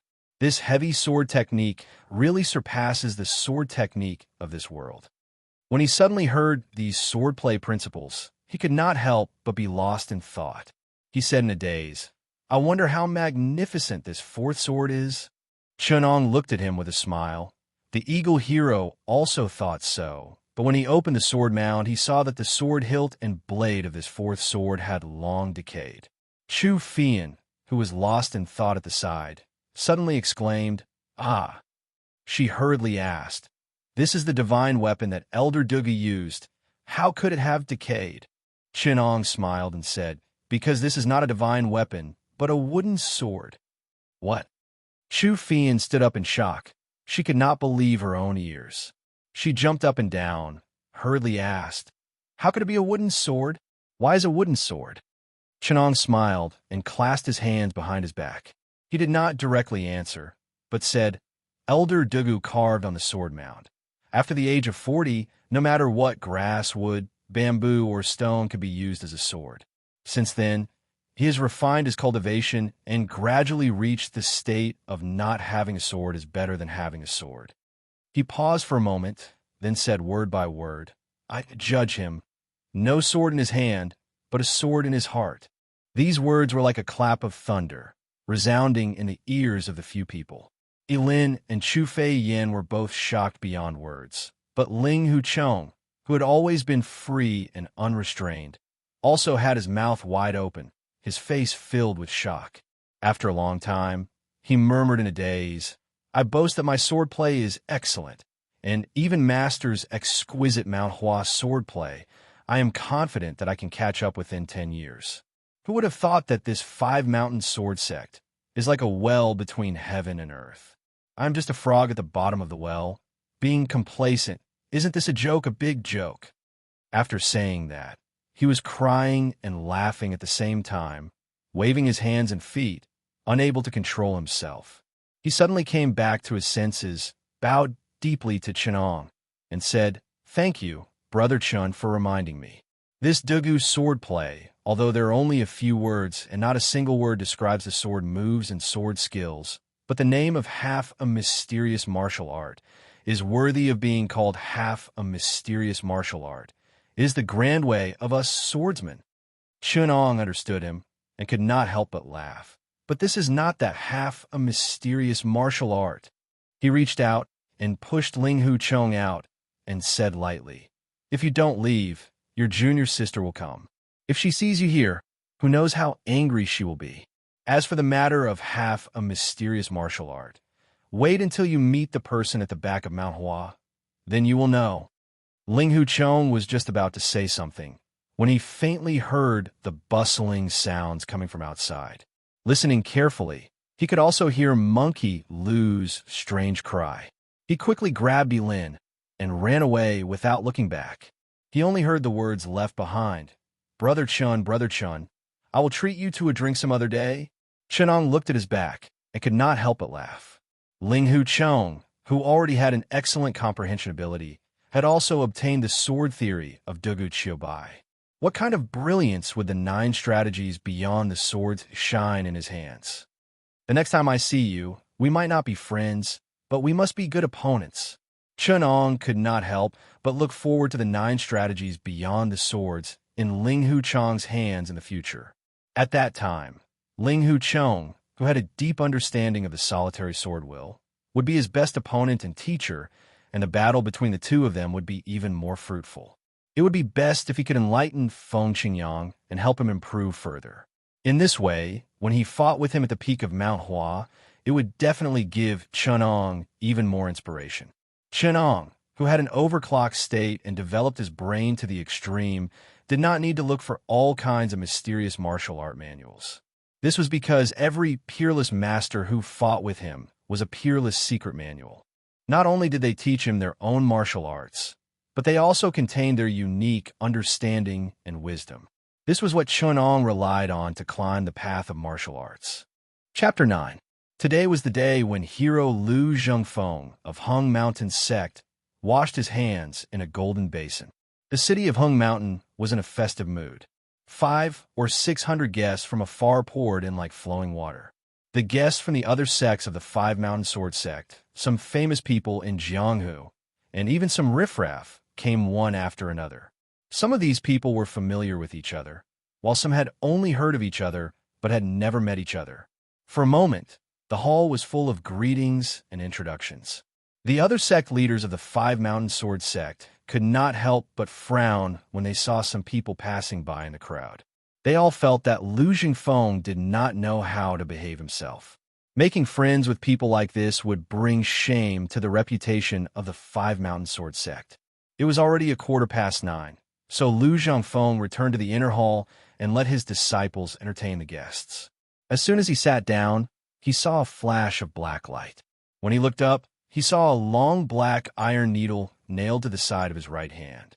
Looking at the black needle carefully, Lu Zhengfeng found that it was the famous hidden weapon of his good friend Chu Yang, the Black Blood Divine Needle. When it was used, a cluster of black needles would be scattered like rain. Those who were hit would die. It was a famous and vicious hidden weapon of the Sun Moon sect. However, this flying needle was not shot by Chu Yang's shower of flowers technique. Instead, it was nailed into the solid wood with pure hand strength. It was a 3-inch fine needle with only the tip of the needle exposed outside. Lu Zhengfeng slapped the side of the fine needle with his palm strength. The flying needle shot out, but it had already broken into 2 pieces. Lu Zhengfeng gasped. This black blood divine needle was as fine as a cow's hair, and its diameter was only a millimeter. If he did not look carefully, he would not notice it. Usually, the fine flying needle would be twisted and broken with a little force. Even with Chu Yang's ability, it was difficult for him to exert force on it. He could only use his internal force to shoot a large cluster of needles with the shower of flowers technique and apply poison on the needle to ensure its power. Now, this black blood divine needle was no different from the one used by Chu Yang, but it could be inserted into the solid wood without being damaged at all. This technique had far surpassed Chu Yang's. No wonder there was no poison on it. Lu Zhengfeng wrapped the black blood god needle and carefully placed it in his arms. He followed the direction of the needle, and in just a few breaths of time, he arrived at the bottom of a bamboo forest. Seeing a young man dressed in brocade clothes, with his hair tied up by a jade ring, sword-like eyebrows and starry eyes, sitting upright in the bamboo forest, the 12 or 13-year-old pretty girl beside him saw Lu Zhengfeng and cried out in surprise. "Grandpa Lu!" Seeing this scene, Lu Zhengfeng was shocked. "Miracle Dr. Sai, I wonder why you lure me here? Why did you bring my niece along?" Secretly, he held a long sword in his hand and became vigilant. That day, when Chunong killed Mu Gaofeng with a dart, Lu Zhengfeng was not far away. Even if it was the black blood divine needle, just now, Lu Zhengfeng might not be able to withstand it. Today, Chun Ang's intentions were unclear, so he had no choice but to be vigilant. Seeing his nervous look, Chunong knew what was going on. He immediately stood up and cupped his hands towards Lu Zhengfeng. "I did not force her to come here, but she stuck to me and insisted on following me. I also feel that she is very clingy. If Mr. Lu is familiar with her family, I will entrust her to Mr. Lu." When Chu Fian heard him say that she was clingy, she coldly snorted in dissatisfaction and turned her head away. Seeing Chu Fian like this, Lu Zhengfeng was also relieved. His relationship with Chu Yang had violated the taboo of the two families. If it was spread out, not only the Five Mountain Sword sect would not spare him, even the Sun Moon God sect would hunt them down. Therefore, the relationship between the two was extremely secretive and could not be known by others. Based on the friendship between the two of them, if Chu Yang's granddaughter was in the hands of the enemy, he could only risk his old life and sacrifice himself to save her. Today is Lu Zhengfeng's big day. Since godly Dr. Sai is here, why don't you come in for a drink? Lu Zhengfeng's face was filled with a warm smile as he cupped his hands. "I'm afraid that today is not your big day, but the day when your whole family will lose their lives." Chuanong shook his head and said, "After seeing this black blood needle, you still have the mentality of a fluke. Do you really think that no one knows about the matter between you and Chu Yang?" Lu Zhengfeng's heart skipped a beat, and his face immediately darkened. He said coldly, "Godly Doctor's words have confused me. Don't panic. Hide the soft sword in your sleeve. We are friends, not enemies." Chenong smiled and spread out his hands, indicating that he did not have any weapons. "Does Mr. Lu know that in this Hung Mountain City, Ding Mian, Lu Bai, and Fei Bin of the 13 Grand Guardians of Mount Song have hidden away with the Five Mountain Sword Sect's leader's flag? What do you think they are here for?" "Leader's flag?" Lu Zhengfeng pondered and said, "Leader's Wa is a person of virtue and prestige. He must have something important to do by sending the leader's flag here." Chenong smiled, glanced at him, and said directly, "Why do you have to deceive yourself? Zhuo Linshan has been plotting to unite the Five Mountains for a long time, and he has long been dissatisfied with the position of the leader of the Five Mountains. You, Lu Zhengfeng, are the pillar of Mount Hung. It is not an exaggeration to say that he regards you as a thorn in his side. With this justifiable evidence, I'm afraid that this day next year will be the death anniversary of your whole family." His words were very rude, and Lu Zhengfeng was furious. At this time, Zhuo Linshan's ambition had not been as obvious as it was later. In Jianghu, in the Five Mountain Sword sect, he was still the Iron Mask leader who enforced the law impartially in the eyes of others. It could be said that it was the death of Lu Zhengfeng's whole family that caused the Five Mountain Sword sect to be disunited, and Zhuo Linshan's prestige gradually faded. When Lu Zhengfeng suddenly heard this, he naturally refused to believe it. But after all, he was the leader of the Mount Hung sect, and he had been in Jianghu for decades. When he calmed down and thought about it, he thought about all the things that Mount Song had done in these years, and his back was unconsciously soaked in cold sweat. At this time, Chu Fian also poured a bucket of cold water on him. My grandfather also heard about this, so he hurried here with me. Grandpa Lu, he did not lie to you. Mount Song really does want to harm you. Lu Jingfeng's face was gloomy, and his heart was struggling. He did not want to believe Chun Ang's words, but every time he wanted to flick his sleeves and leave, he felt extremely uneasy. This happened again and again, and his face turned green and white. At this time, a disciple of the Lu residence came up to report, Master, the imperial court's ambassador has arrived, and is asking you to go out and receive the decree. Are the people of Mount Song here? Lu Jingfeng turned around and asked him. The disciple was stunned for a moment. Then he cupped his fists and said respectfully, I don't see the senior brother of Mount Song. At this moment, a sneer suddenly sounded. It was from Chun Ang's mouth. A cold light flashed in his hand, and before Lu Jingfeng could react, the shadow of the cold light disappeared from his eyes. Dozens of feet away, a man dressed in black suddenly jumped down from the wall, and with a "pa," he fell to the ground. A stream of blood spread from his chest, and it seemed that he was not going to live. The disciple who reported jumped up in shock and looked nervously at Chun Ong. Lu Jingfeng nodded and waved his hand to dismiss him. He quickly stepped forward and pulled off the man's mask. When he saw the man's face, he sighed deeply. He went forward and cupped his fist to Chun Ong. With Brother Chu as your guarantor, I trust you. Let me go settle down my family, and when I come back, please have a seat of honor. After today, if you need anything, I will definitely repay you with my body. Finishing, he did not even change his clothes and hurriedly left. Chu Fian looked curiously at the man in black and looked at Chun Ong with surprise and admiration. To be able to hit a hidden master from dozens of feet away, not to mention his eyesight, just his skill with hidden weapons was much stronger than her, and not far from her grandfather. Looking at the whole of Jianghu, it was rare to find someone in his 20s who had this ability. She had not seen the scene of Chun Ong killing Mu Gaofeng with one dart, or else she would not have made such a fuss over such a small matter. Let's go first. Chun Ong smiled at her, and did not care about Chu Fian's blushing face. He walked straight into the Lu residence. Chu Fian kicked the ground sullenly. Seeing that Chun Ong had walked far away, she quickly followed. The Lu residence was full of guests, bustling with activity. There were more than 200 tables inside and outside. Seeing Chun Ong come in, Ding Shirtai and Yu Buchuan were both surprised, thinking to themselves, why is he here?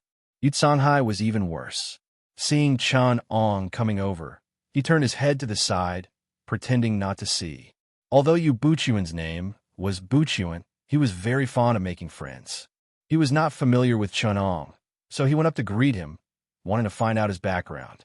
At this time, some of the Jianghu people who had been treated by Chun Ong had already gone up to greet him, respectfully greeting him.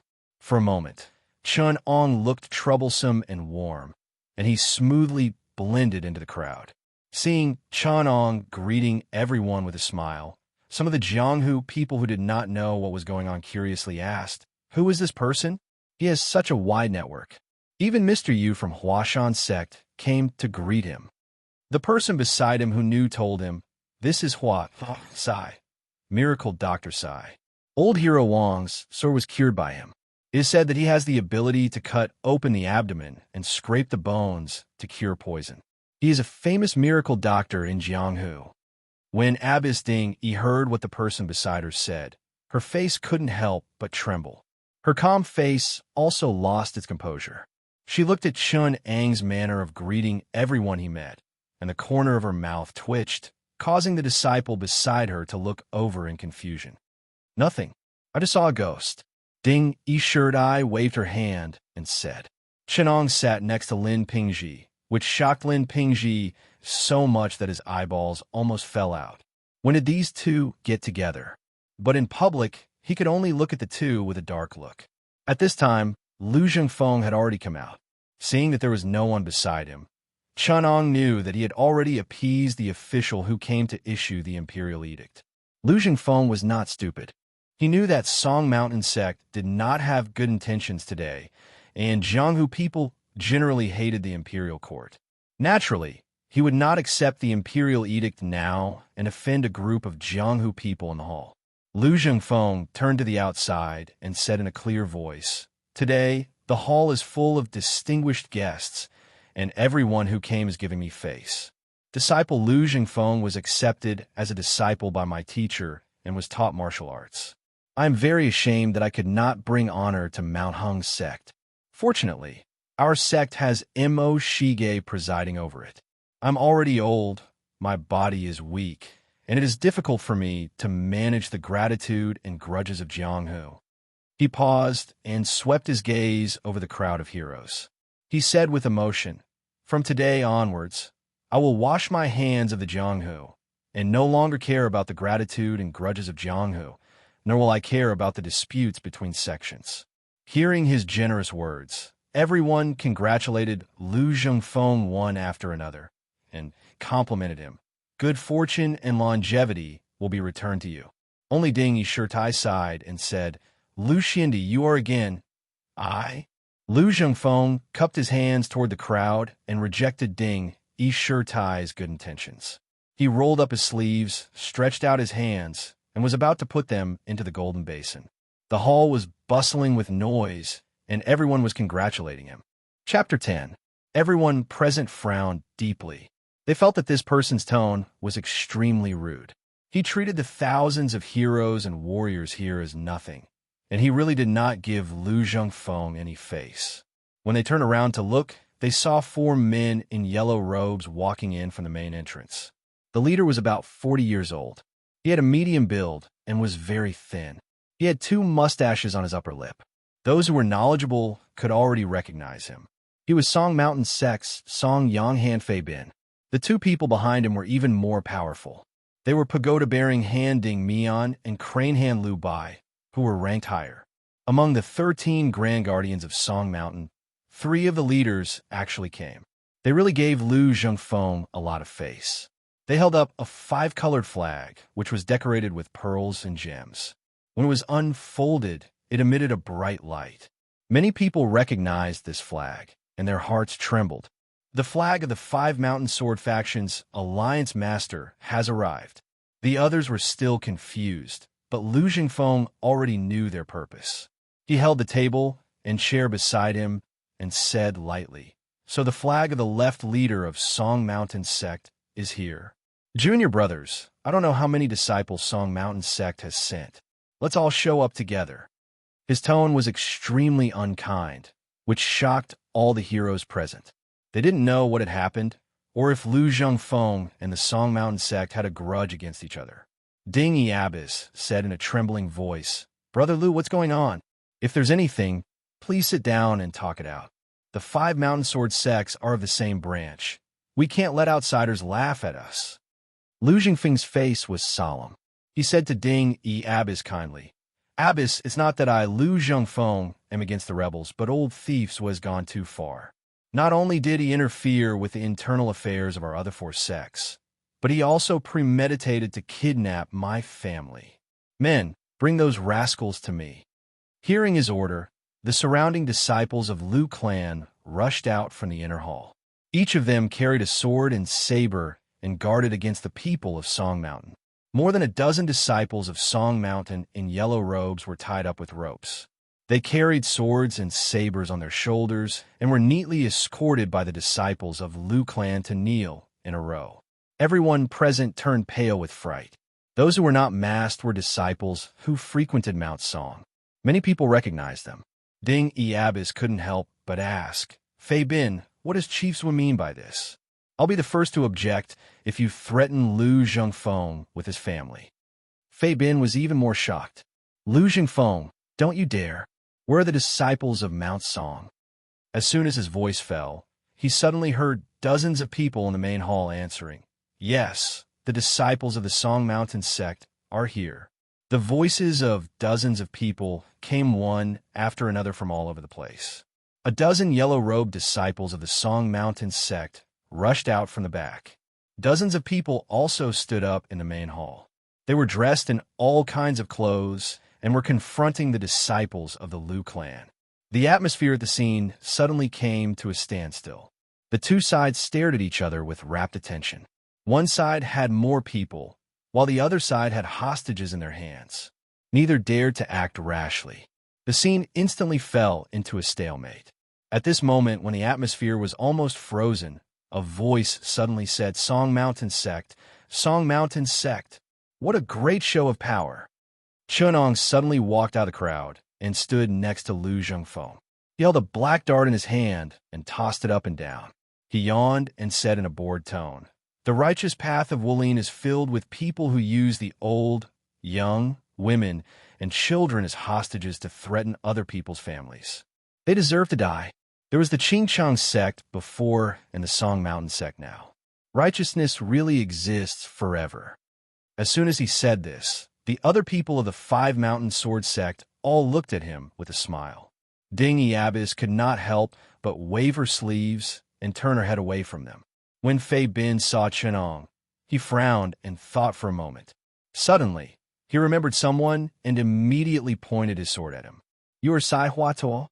The Song Mountain sect was indeed powerful in the Five Mountain Sword sect. In just one night, Chun Ang's reputation had reached Fei Bin's ears. Fei Bin was overjoyed when he heard this. It turned out that Lin Pingji had fallen into Chun Ang's hands, and the clue of the Bixia swordplay was also found by him. Chunong saw the flash of greed in Fei Bin's eyes, but he ignored him.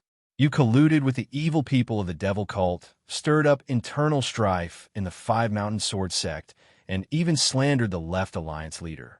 Lu Jingfeng, if you don't kill this evil people of the devil cult next to you, don't blame us for being merciless." Fei Bin's expression changed. Ignoring the matter of the Song Mountain disciples being detained, he suddenly put the hat of the devil cult on Chunang's head, pointed at Lu Zhengfeng, and shouted. Chunong was well aware that Fei Bin definitely coveted the Bixia swordplay and wanted to take this opportunity to get the clue of the Bixia swordplay as well.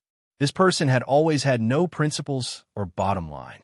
In the original work, he could lay his hands on the defenseless Lu family members and kill Chu Fian, who was still a lowly, without hesitation. He was really cruel and merciless. In order to achieve his goal, he would do anything. Not to mention the current situation, even if he forcefully killed Lu Zhengfeng, it would not be worth it for Zhuo Longchan. Not only would he lose a large number of elite disciples, if he forced Lu Zhengfeng into a corner and revealed some of his weaknesses, he would probably lose his reputation and his position as the alliance chief would not be stable. If he lost the weakness of the Lu family, if he provoked Lu Zhengfeng into a life and death struggle, he, Fei Bin, would not be able to get away with it. Chunong did not want to talk to him at all. The martial arts world's reputation, power, and position in this world were worthless to him. Even if he was treated as a traitor of the devil cult and was chased by the entire righteous path, so what? The more people who came to kill him, the more martial arts knowledge and wisdom he would learn, and the greater the harvest. He immediately sneered and said, "There's no point in talking, let's fight." The dart in his hand flashed, and a dim, cold light flew towards Fei Bin. The silver light disappeared in a flash. The crowd only saw a flash, and then there was nothing in Chunang's hand. The swift dart shot towards Fei Bin's left eye. Fei Bin looked at the menacing dart and was shocked. His feet dug into the stone tiles, and the muscles in his body tightened. His body was like a big spring that was full of power. With a bang, he pulled and suddenly moved 3 feet to the side, dodging Chunang's dart. At the same time, he twisted his feet, and his body turned in the air. Unexpectedly, he used this force to turn his body in the direction of Chunong and pounced towards him. A cold light flashed in his right hand, and a 3 feet long sword cut through the air. The swift and fierce sword went straight for Chunang's heart, a sword that pierced through the heart. Mount Song's swordsmanship was imposing and imposing. It was known for its grandeur and grandeur. In Fei Bin's hands, it was like a magnificent army with thousands of horses galloping forward. The fierceness and fierceness of the swordsmanship surpassed, that of a 3-chi lathe and a long crossbow. Even an inch of steel wall could be pierced through. The sword's aura broke through, and Chenong found it difficult to breathe. His eyes were slightly dull, and a strange blue light flashed in them. Lu Jingfeng, who was beside him, felt his hair stand on end, but Chenong seemed not to feel anything. He was still calmly looking at Fei Bin. Just as Lu Jingfeng was about to pull out his sword to block, he suddenly felt the weight in his hand lighten. A fine steel sword. Kacha! It was unsheathed, and Chun Ong held it in his hand. He pushed off with the tip of his foot, and his body flew up. His wide sleeves fluttered in the wind, and he was like a big bird, pouncing in the air. The sword in his hand was slightly staggered, as if it was trembling. The tip of the sword was erratic, but Fei Bin felt his vitals go numb. Clang! There was a loud sound, and Fei Bin's sword was blocked. It was Chenong who had used the tip of the sword to block the tip of the sword. Fei Bin raised his head and looked into Chun Ang's eyes, but all he saw was a blue coldness, as cold as the ice of the heavenly mountain. It made his eyes sting. Before Chenong could react, their swords suddenly broke apart. The hilt of Fei Bin's sword shook violently, making him almost lose his grip on it. But Chenong used this force to turn his sword into a sword flower, twisting along the blade of Fei Bin's sword. Like a flood dragon, Chenong tore Fei Bin's sword apart. His control of strength was exquisite. How could Fei Bin have imagined that someone could use swordsmanship like this? This kind of control of strength was impossible. He hurriedly let go of the hilt in his hand, but it was too late. The sword flower that looked like a dragon twisted around his right wrist. His hand was covered in boiling blood and turned into a pile of flesh. Chenong flew up and kicked in the chest. Fei Bin's body trembled, and he vomited blood, falling to the ground. Chapter 11. Fei Bin was known as the Songyang Palm, so his palm technique was naturally the best. But now that he had lost an arm, he might have to change his nickname to something like One-Armed Hero or Eagle Hero. Chun Ong dislocated his limbs and sealed his acupoints with silver needles. This was not to prevent him from exploding, but to prevent him from bleeding to death. After searching his pockets carefully, Chun Ong sighed in disappointment. Sure enough, novels are all lies. Who would carry secret books with them? I was hoping to find a Song's Han sword technique or Songyang divine palm, but in the end, I only found 5 taels of silver. As he said this, he casually threw away the silver fragments as if he was venting his anger. 2 silver lights pierced through the air, creating a shrill sound of wind. The 2 Mount Song disciples behind him cried out in pain. They covered the acupoints below their left breasts and fell to the ground. Seeing this, Ding Mian shouted angrily, Lu Zhongfeng, if you dare to hurt a hair of my junior brother, I will report to the Alliance Master and punish you severely. Chenong looked back at him in surprise and suddenly laughed. He shook the long sword in his hand and cut off Fei Bin's ear. Yes, go and report to the left Alliance Master and let him punish me severely. It's best if he sends the 13 gangsters. Oh, right, there are only the 12 gangsters now. I'm really afraid of the left Alliance Master's punishment. You, Ding Mian pointed at Chenong, trembling. He was so angry that he couldn't speak. Lu Zhengfeng stood in front of them with his sword and said in a deep voice, Ding Mian, Lu Bai, I admit that Zhuolong Chan is the Alliance Master. He is the 5 Mountain Sword faction's Alliance Master. I don't admit it. He is just the leader of your Song Mountain sect. My business is none of his business. Lu Zhengfeng, do you still want to break the 5 Mountain Alliance? Ding Mian's face turned red with anger. You really colluded with the elder of the devil cult, Chu Yang, to divide our 5 Mountain Sword faction. Senior brother Lu, senior sister Ding Yi, senior brother Tianmin. Are you just going to watch him rebel? Taoist Tianmin stood up first and asked Lu Zhengfeng coldly, is what he said true? Lu Zhengfeng said coldly, Senior brother Tianmin, this matter only concerns the grudge between me and Mount Song. It has nothing to do with anything else. Senior martial brother, you only need to tell me, will you support the 5 Mountains United Sect, or will you work with me to oust Wu Linshan from the position of Alliance Leader? I just want to ask you, Is there really a reason why you and Chuyang are friends? Tianmin Taoist Shifu had died in the hands of a female elder of the devil cult, so he hated the devil cult to the bone. Hearing the name of the devil cult, he had long put other things to the back of his mind. The difference between the righteous and the devil was the righteousness of the Five Mountain Sword faction, and Lu Zhengfeng was absolutely unwilling to deny the fact that he was acquainted with Chuyang. Once he said that he was forced to break off relations with the Five Mountain Sword faction, no matter how excessive Zhuo actions were, and no matter what kind of intentions he had, he would always stand above the righteousness of the Five Mountain Sword faction. Lu Zhengfeng lowered his eyes and said indifferently, "That's right, Brother Chuyang. Not only do I know him, but he is also my only confidant and best friend in my life." As soon as these words were spoken, the atmosphere instantly froze. Taoist Master Tanmin sighed, drew out his sword, and pointed it at Lu Zhengfeng as he said, "Today is the day I defend the Five Mountain Sword sect. Alliance Master Zhua, please give the order and clean up my Five Mountain Sword sect." For a moment, Yu Buchuan and Ding Yiabis stood up and stood beside him. Yu Buchuan sighed and said, "Junior Marshal Brother Lu, if you break off relations with Chuyang now and swear to kill him within half a month, I will definitely do my best to help you. At that time, go back and apologize to Alliance Leader Zhua. He is a magnanimous person and will certainly not make things difficult for you." Ding Yiabis also agreed and said, "Junior Marshal Brother Lu, you are a gentleman.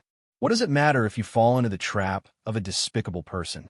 You should quickly kill this devil Chuyang with one sword strike. It is very clean and refreshing. Our Five Mountain Sword faction is of the same breadth and branch. We must not be provoked by the evil people in the devil cult and hurt the righteousness of our fellow Taoists." Lu Zhengfeng sighed and held his sword in silence. He had already expressed his attitude. Ding Yiabis shook her head and sighed. She walked to the side of Taoist priest Tianmen. For a moment, four of the Five Mountain Sword sects actually walked to the opposite side. Even the other disciples of Hung Mountain sect also walked into the crowd. Lu Zhengfeng's family had already been sent overseas by him. This time, he had long been prepared to die.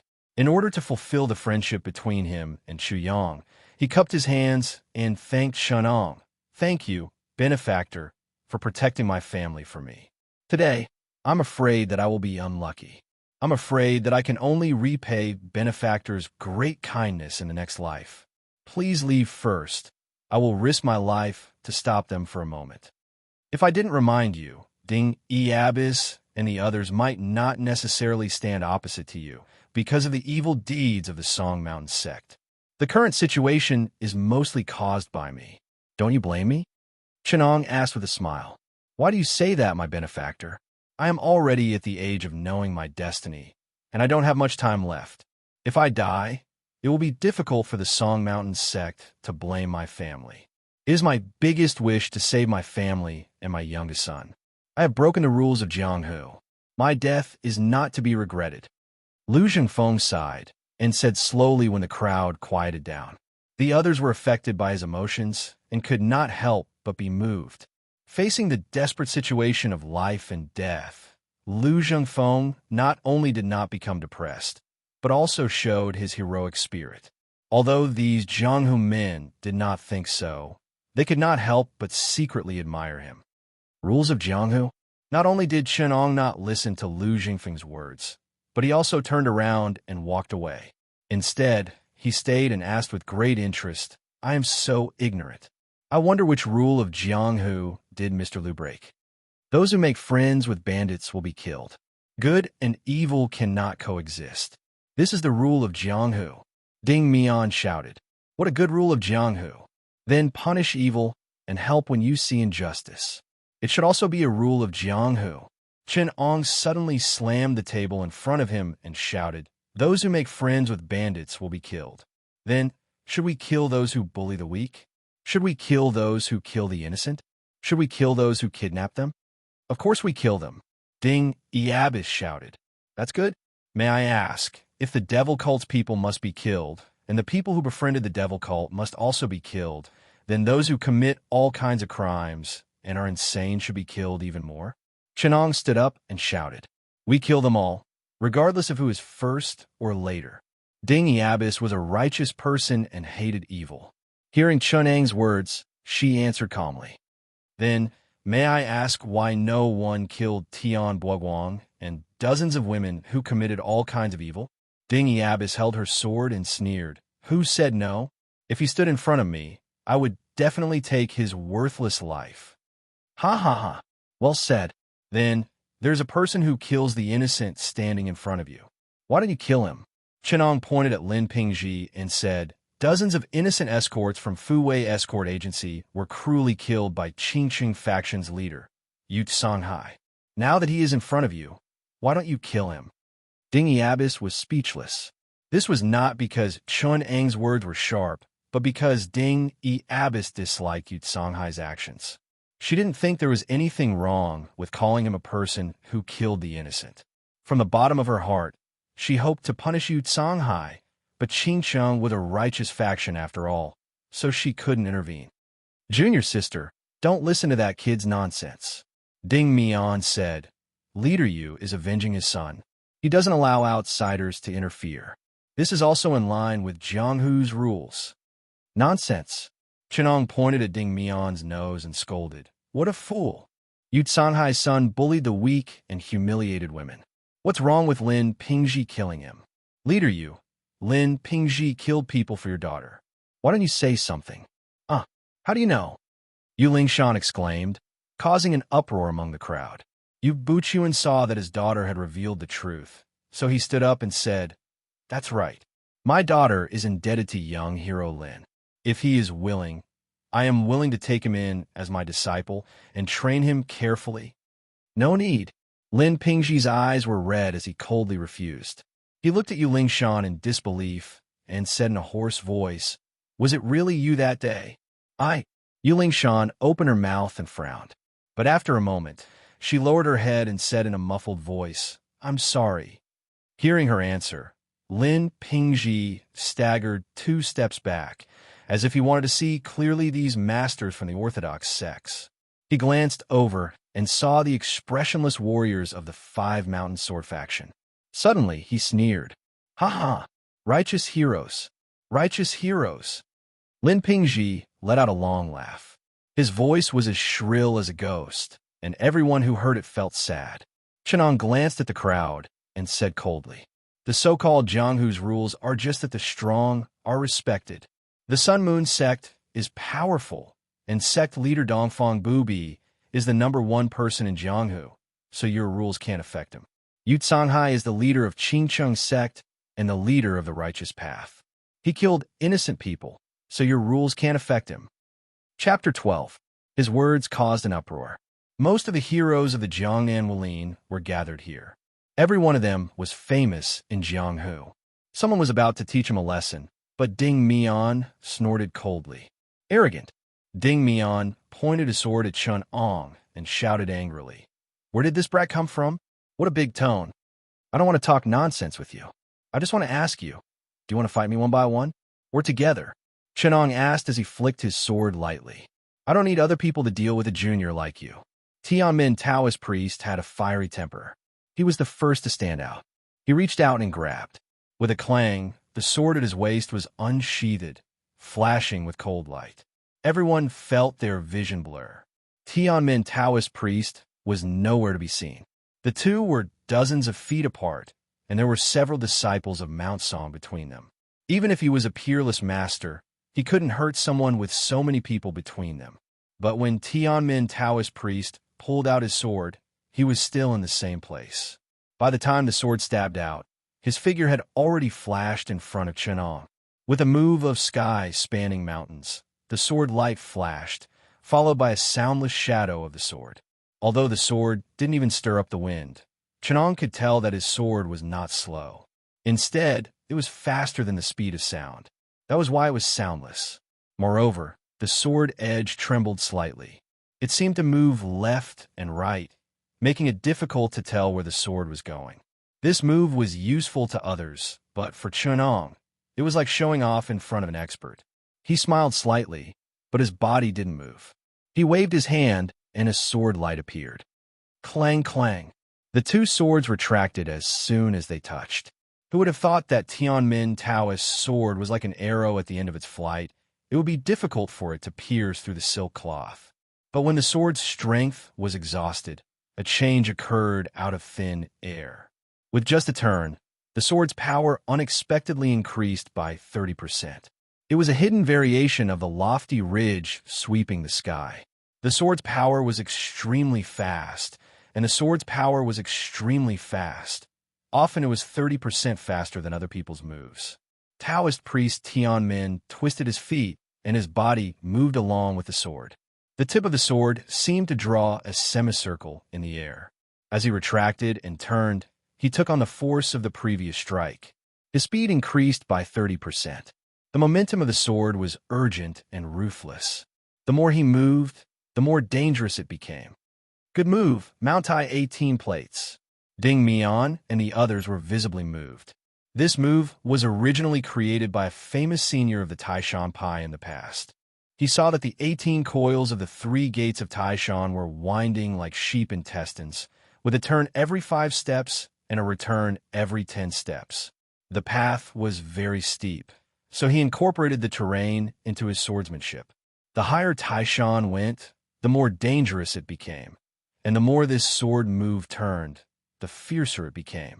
Now it seemed that Taoist priest Tianmin had already grasped 80% of the essence of this move, which was not a good thing for the Song Mountain sect's grand plan.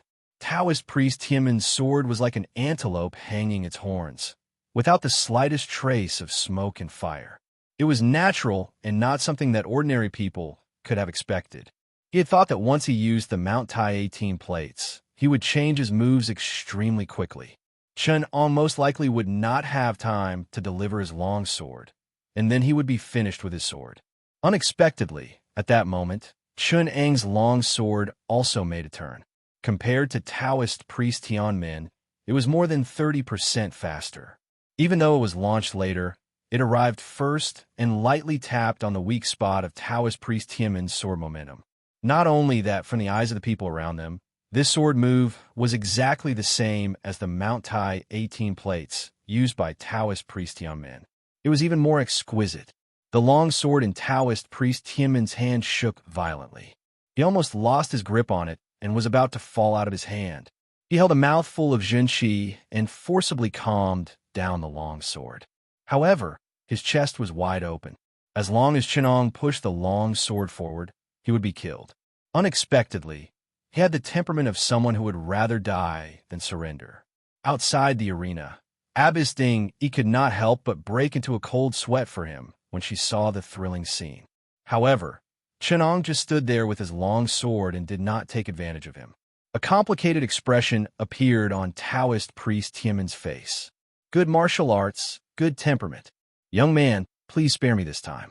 I should have covered my face and left, not daring to get involved in this matter again. However, you use the unique skill of our sect. As the sect leader, it is my duty to ask you. Well said. When you defeat me, I will tell you everything you want to ask. Chen Ong raised his long sword and motioned for him to continue. He had learned this sword technique on the spot. If Taoist priest Tianmin wanted to give up, he would not be willing. Taoist priest Tianmin let out a long sigh and raised his sword to stab at Chen Ang's chest. As the sword flashed, the long sword made a buzzing sound. With just this strike, it covered the 7 major acupoints on Chen Ang's chest. The sword flashed like a swimming dragon, rising and falling. Its head and tail were in sync. No matter where Chen Ong dodged, one of the acupoints would be pierced by the tip of the sword. This was another unique skill of the Mount Tai sect, the 7 stars falling from the sky. The 7 stars flashed and disappeared, and the sword pierced through the sky. This 7 stars was just a decoration. What was more ruthless was the sword that followed. No matter how the opponent parried, this sword could stab out from an unimaginable place. Even if Chen Ong was powerful enough to dodge this sword, he would follow up with several more ruthless moves. Each move was more ruthless than the last, until it was difficult for him to parry. However, when Chen Ang's long sword pointed, it was also at the crucial point of his moves. When they exchanged blows, Taoist priest Tianmin changed his moves several more times.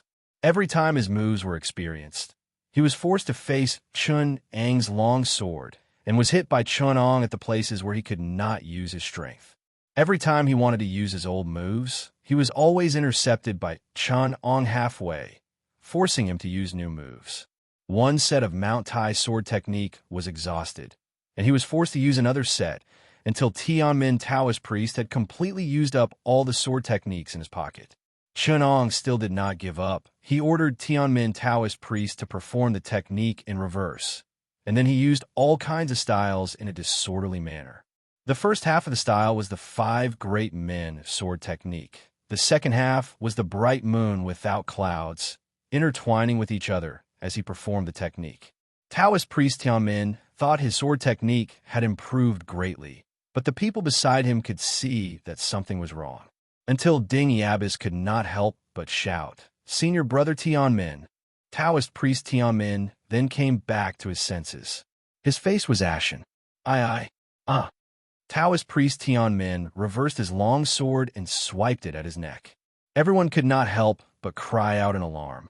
However, they saw Chun Ang's sword light turn and lightly touch the tip of his sword. Taoist priest Tianmin could not hold the sword and was forced back into the scabbard at his waist. Taoist priest Tianmin's hand pressed on the long sword, tears flowing down his old face. "Your sword technique is superb, surpassing a useless person like me.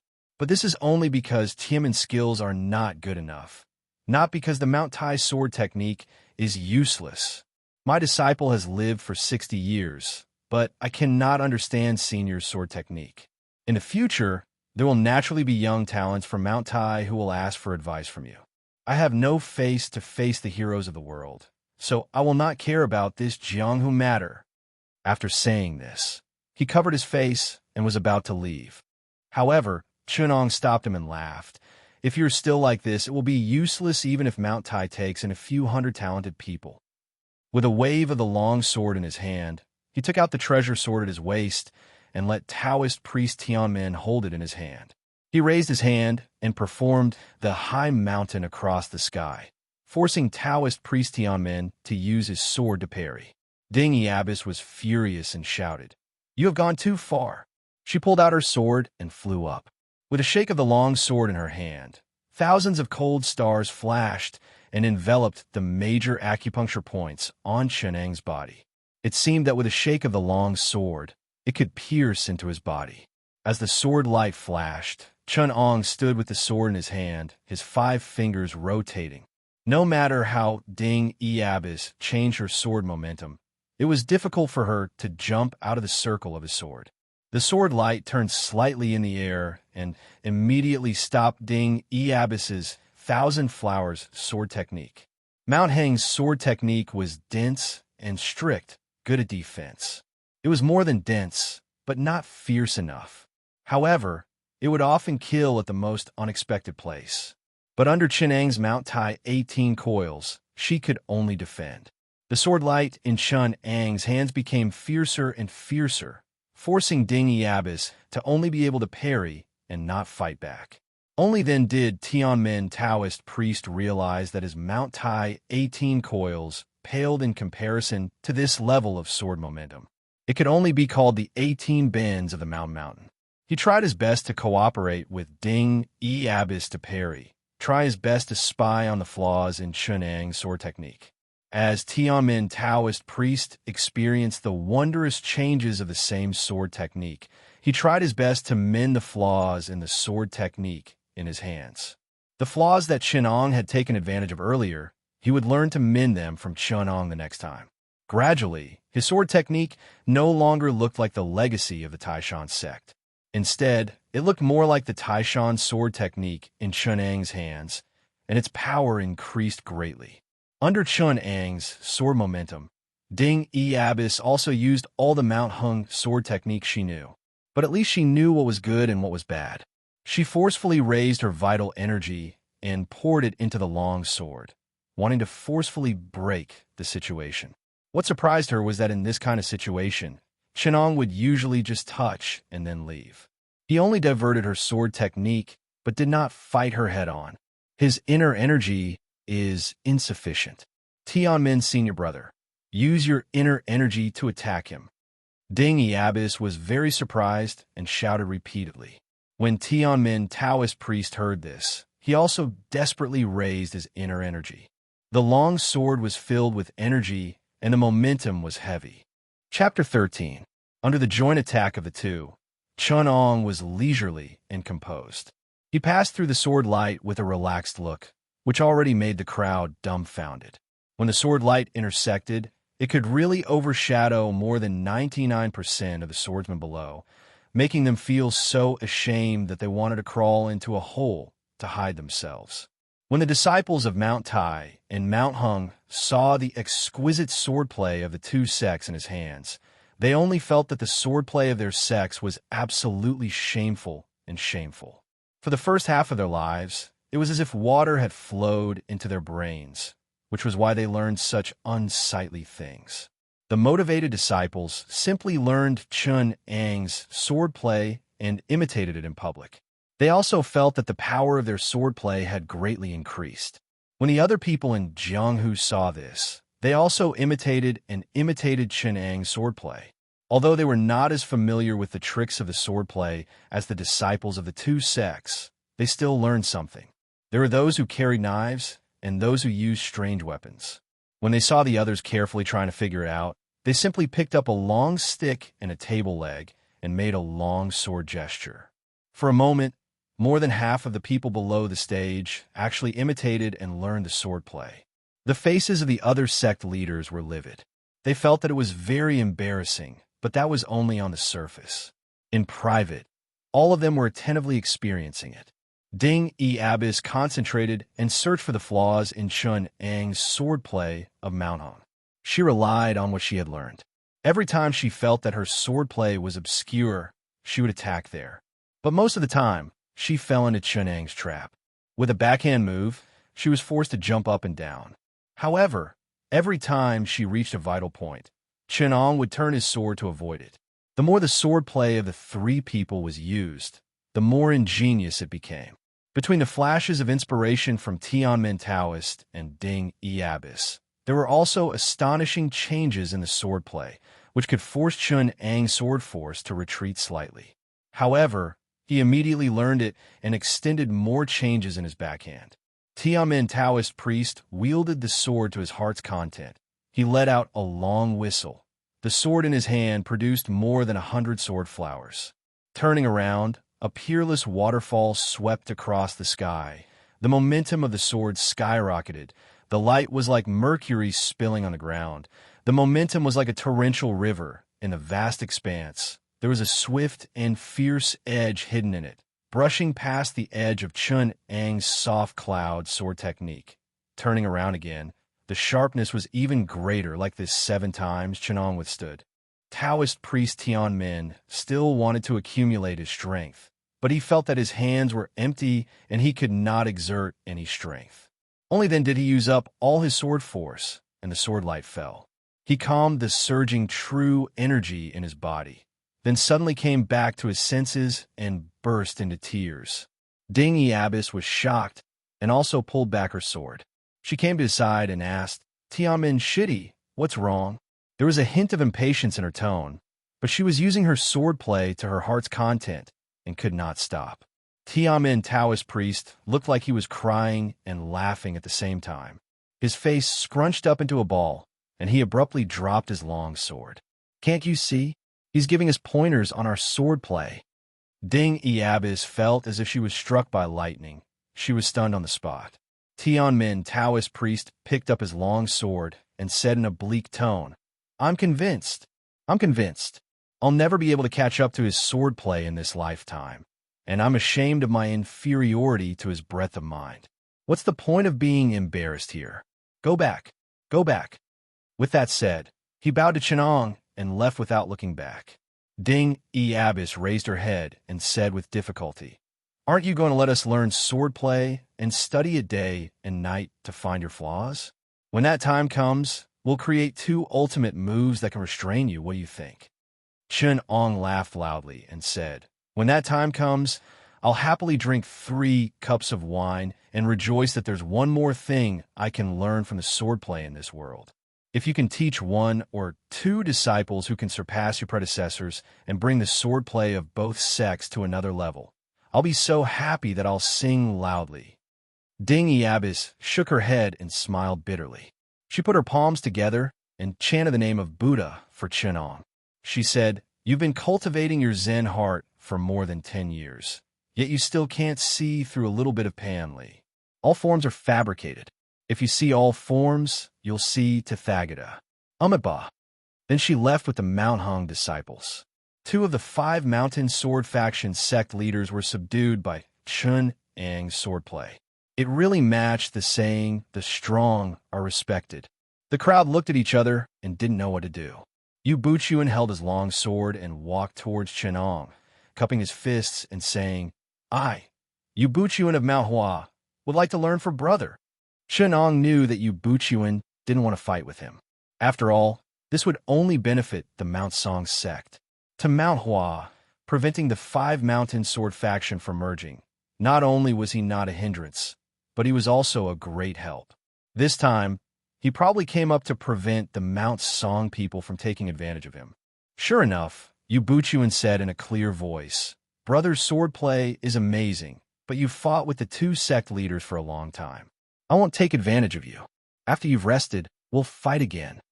Ding Mian, who was below, was shocked and quickly said, "Brother Yu, there's no need to be polite with him. Everyone has the right to kill evil sects." He turned around and said to the crowd, "Everyone, there's no need to talk about Jianghu morality with him. Let's just fight together." This was another big killing weapon of the righteous sections. There's no need to talk about Jianghu morality with him. Even though Chenong heard this, he almost couldn't hold back his laughter. But after all, Jianghu was not that shameless. When the crowd heard his words, not only did they not rush forward, but they also took a few steps back, making way for the Mount Song disciples, indicating that they would draw a line with them. Someone even coldly snorted and said, "Well done, sect leader Yu. I'm not like those despicable people. I won't do this kind of thing that takes advantage of others." Yu Buchuan cupped his fists and said to everyone, "I and the evil sects are irreconcilable, but this little brother may not be a member of the evil sections. You've been fighting for a long time. How can I do this kind of thing?" The people below all applauded and said in unison, "Sect leader, you did the right thing." The Mount Song disciples saw that the crowd was in a difficult position. They knew that if they were to make a move, the people present would certainly not agree. They might even pull out their swords to stop them. Who knew how many people here had received advice from Chenong on swordsmanship and had received his kindness? They were either grateful or admired him. If they surrounded him, they were afraid that these people would swarm up and chop them into meat paste. Yu Buchuan waited for a moment, and when he got a signal from Chenong, he pulled out his sword. In fact, Chenong didn't have any internal energy. His weak appearance was mostly an act. With Chun Ang's current state, he could fight for 3 days and 3 nights without his condition deteriorating. The 2 fought with Chun Ang's Mount Hua sword technique against Yu Buchuan's Mount Hua sword technique. However, Mount Hua sect sword technique was not a joke. Yu Buchuan's sword technique was simple and accurate. His Mount Hua sword technique combined with Purple Cloud Divine Art was astonishingly powerful. It was the best way to restrain Chun Ang's sword technique. Even if Chun Ang's sword technique was better than Chun Ang's, they were still evenly matched. Later, Yu Buchuan simply concentrated and learned Chun Ang's sword technique. Chenong didn't gain nothing. Yu Buchuan's Purple Cloud Divine Art was mostly understood by him. Once his internal energy reached the foundation establishment stage, he would be able to integrate it into his own internal energy and have a deeper understanding of how to use internal energy in swordsmanship. It could be said that this was his biggest gain, but he couldn't use it now. Once his internal energy reached the foundation establishment stage, he would be able to transform it into potential. The 2 fought for hundreds of moves. Yu Buchuan hit a flaw and pretended to be defeated. He sighed and said, "Yu's skill is not as good as others. I am ashamed." In his heart, he thought, "I only use 60% of my internal energy.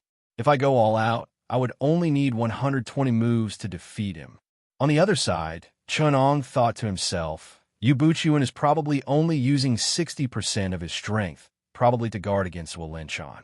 I'm only using my full strength, but compared to my strength when overclocking once, it's only about 20%. In close combat, I'll need 1321 moves to kill him, and in long-range combat, I'll only need 13 darts to force him into a dead end. If I use the second level of overclocking, I would only need 3 moves or 1 dart to kill him.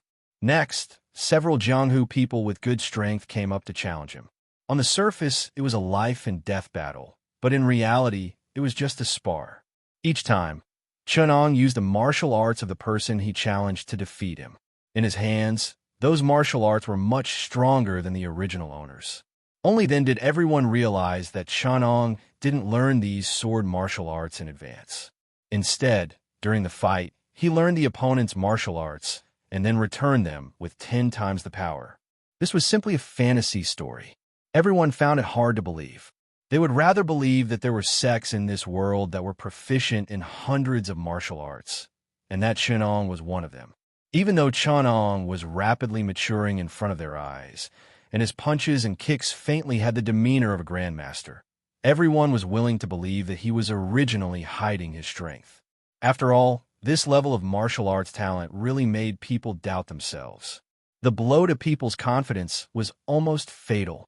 If they admitted that there were geniuses in this world that could be seen at a glance, then what was the point of them painstakingly learning martial arts? Chapter 14. The tip of Chun Ang's sword danced lightly. He touched the chin of Old Fist Master Xia of the Six Harmony School of Zhengzhou, who had stepped forward to challenge him. Then, he walked down the stage with a guilty look on his face. Chun Ang put away his sword and turned around to face Ding Mian. He pointed at him and hooked his index finger. Ding Mian, you came here in anger today. Why are you standing still now? Ding Mian watched Chun Ang win easily one after another, and his face turned livid. Seeing Chun Ang provoking him like this, he was so angry that the veins on his head popped out. He gritted his teeth and said, "How dare you? You're courting death, courting death." He shouted "courting death" twice, and the sound of his teeth grinding could be heard clearly. "Evil cult thief, go to hell." Ding Mian pulled out his sword and tiptoed forward. His huge body was like a big bird, rising and falling twice and passing over the crowd, showing a wonderful lightness skill that didn't match his slightly fat body. With a twist of his wrist, the sword gleam was shaken into thousands of pear blossoms. The pear blossoms scattered down, the magnificence concealing a murderous intent. Even Chun Ang couldn't help but secretly nod at the sight. Song Mountain Sect was indeed an outstanding sect among the 5 great mountains. Not to mention other things, just looking at Ding Mian's sword technique, he was definitely not inferior to Ding Yishirdai. His inner strength was even superior. No wonders Wu Linshan had the intention to annex the 5 mountain sword sect and aspire to the throne of Wudong and Shaolin. It was indeed a step at the highest level, and he had no choice but to take it this way. Otherwise, the decline of the Mount Song sect would be just around the corner, just like the Mount Hua sect in the past. Ding Mian brandished his sword art. Combined with his dense inner energy, the qi that he carried was like a strong gust of wind. With the long sword in his hand as the center, it tore the surrounding air into pieces. The onlookers who were standing a few feet away felt suffocated by his qi. It was so uncomfortable that they couldn't even speak. Chunong, who was facing Ding Mian's sword, felt his breath stagnate and couldn't help but relax his stance. He didn't have inner force at all, so he couldn't resist this qi and could only adjust his breathing to deal with it. Ding Mian had been watching from below for a long time and had long since seen through his weakness of lacking inner strength. This time, he was targeting his weakness, wanting to use force to overcome technique. Ding Mian saw through his flaw. The long sword in his hand flashed and made a few light turns in the air, like a bolt of lightning. However, the inner energy on the sword became more and more vigorous. Then, his figure flashed as if he was pulled by the sword light. He leaped a few feet away and arrived in front of Chunong. So. The sharp silver light drew an arc in the air. Although it wasn't fast, the point where the sword light was condensed was far better than the others. It was the opposite of the usual fast sword style. It was slow against fast. With a solid foundation, every move could be seen clearly. However, the force on the sword was strong, and the sound of the air breaking was heard. Even if it was just a little bit away, it would still be injured by the sword chi. The sword techniques of the Five Mountain Sword sect naturally focused on agility and change. This was because all swords and sabers were always used to hurt people with their sharp edges. The lethality of swords was much stronger than fists and kicks. Whether it was a rookie in the Jianghu or a scholar who didn't have a good physique, as long as the sword blade pierced the enemy's throat, the enemy would be killed. To hit the enemy's vital point, it didn't matter whether the inner strength was deep or not. On the contrary, speed and change became the most important factors. That was why agility and speed, changing and mysterious sword techniques became the mainstream of the Jianghu. Therefore, all the sword practitioners used the sharp edge to hurt the enemy's vital point. They advocated agility and change. Ding Mian could see it clearly from below. No one could be faster than Chun Ang's agile sword technique. The mysteriousness of the changes did not escape Chun Ang's eyes. The mainstream sword techniques of the Jianghu were naturally countered by people with great comprehension. On the contrary, Yu Buchuan, who used qi to control the sword and a stupid sword technique, had the upper hand. The slow sword technique he was using relied entirely on attacking the enemy. He did not pursue changes in the sword technique, but used his inner strength to threaten the enemy. The Song Mountain sword technique in Ding Mian's hands was even more imposing and majestic. Its power was even greater than when he was using it quickly. Ding! The two swords collided in the air. Chun Ang's sword shook and hit the same spot of Ding Mian's sword 3 times in a row. However, he avoided the blade's right angle and hit the vital point 3 inches below the center of gravity of Ding Mian's sword. What? Ding Mian's hand that was holding the sword trembled, and he almost lost his grip on the hilt. His expression changed drastically. How is this possible? He struck out with a backhand palm, and a powerful force circulated in his left hand. His inner strength surged, and his palm was like holding a tower. The name pagoda-bearing hand Ding Mian came from this palm strike. The surging palm force was released along with his palm strike.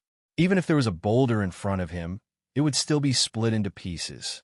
If his palm hit him, Chun Ang's internal organs would be turned into meat paste. However, Ding Mian's expression immediately became gloomy. He saw a cold light flying up and shooting straight at his eyes. It was Chun Ang's left hand, and 3 cold lights shot out to meet the attack. Ding Mian had no choice but to fly back. His palm force covered the area in front of him and stopped the shooting hidden weapons. He waved the sword in his right hand and sent it flying. However, at this time, Chun Ang held the sword with both hands and lowered his shoulders slightly. His sword stabbed up from below. This was not a sword technique of the Central Plains, but a Persian technique of assassins.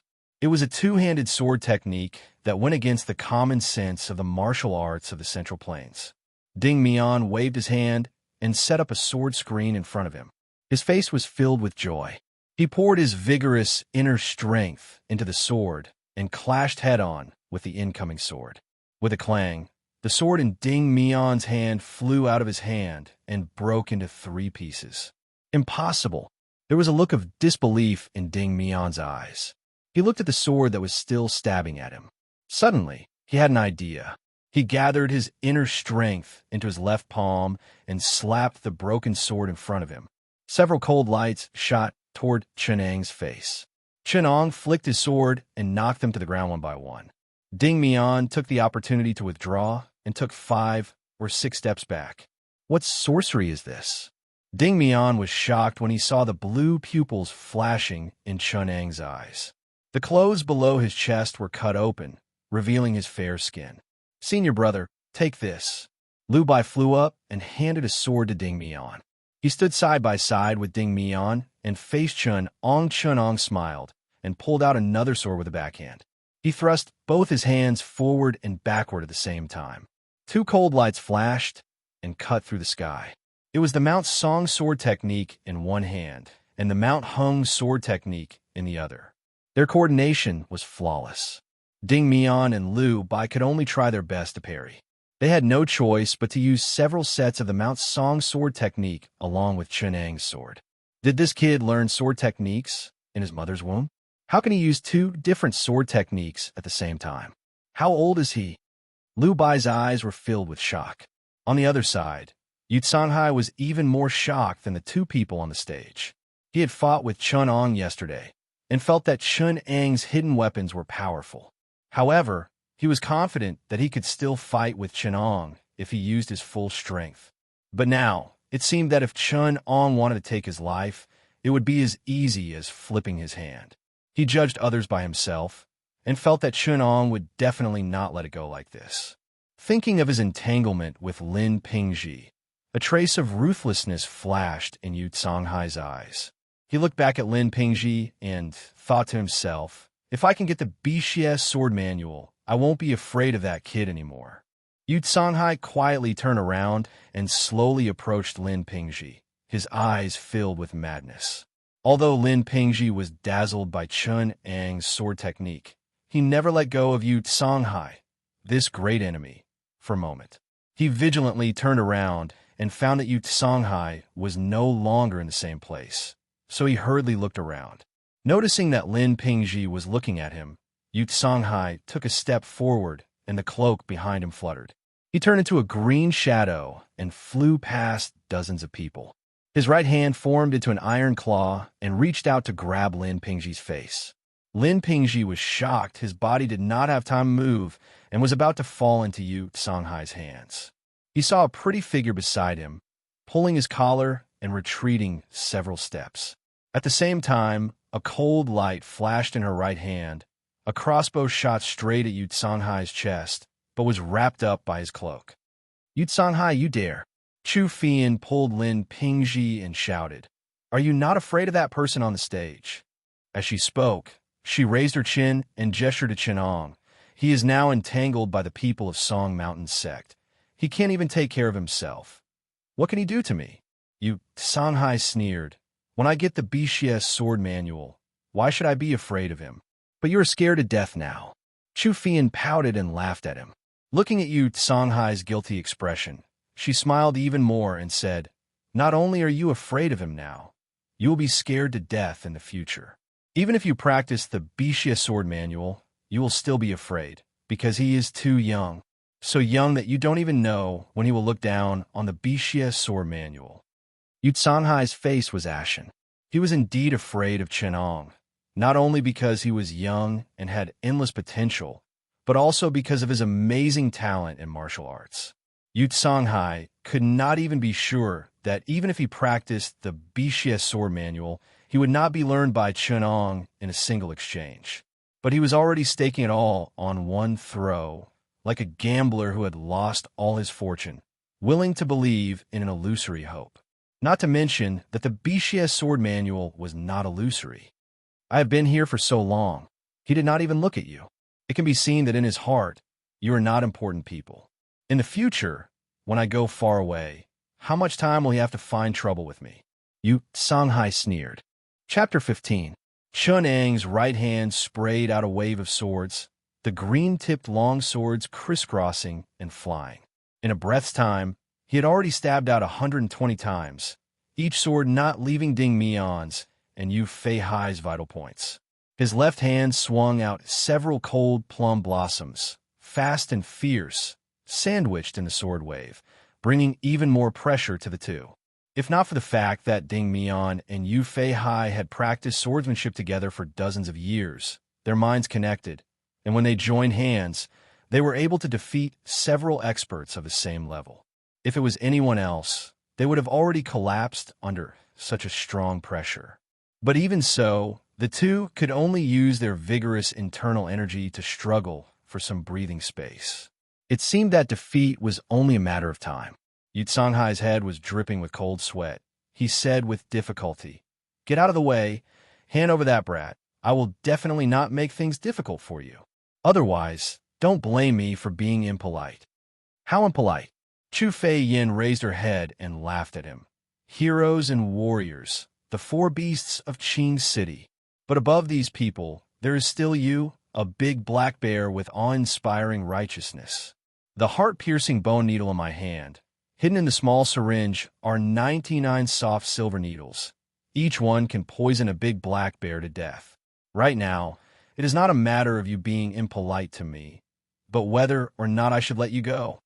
When Yu Songhai heard this, not only was he not forced to leave by her, he even let down his guard. He sneered, "The Tang sect's torrential pear blossom nail can only shoot 27 pear blossom nails at the same time, but it is already the king of hidden weapons in Jianghu. Your heart-piercing bone needle actually claimed to have 99 silver needles, really boasting." He pointed at the syringe in Chu Fei Yan's hand, saying sarcastically, "But it is only a small syringe the size of a palm. The silver needles inside are at most as thick as a cow's hair. When shot out with such needles, can it hurt people? As everyone knows, the heavier a hidden weapon, the harder it is to control. Because of its heavy mass, its flying speed is slow, it is difficult to hit the enemy, and it also requires a strong hand strength and internal energy to shoot.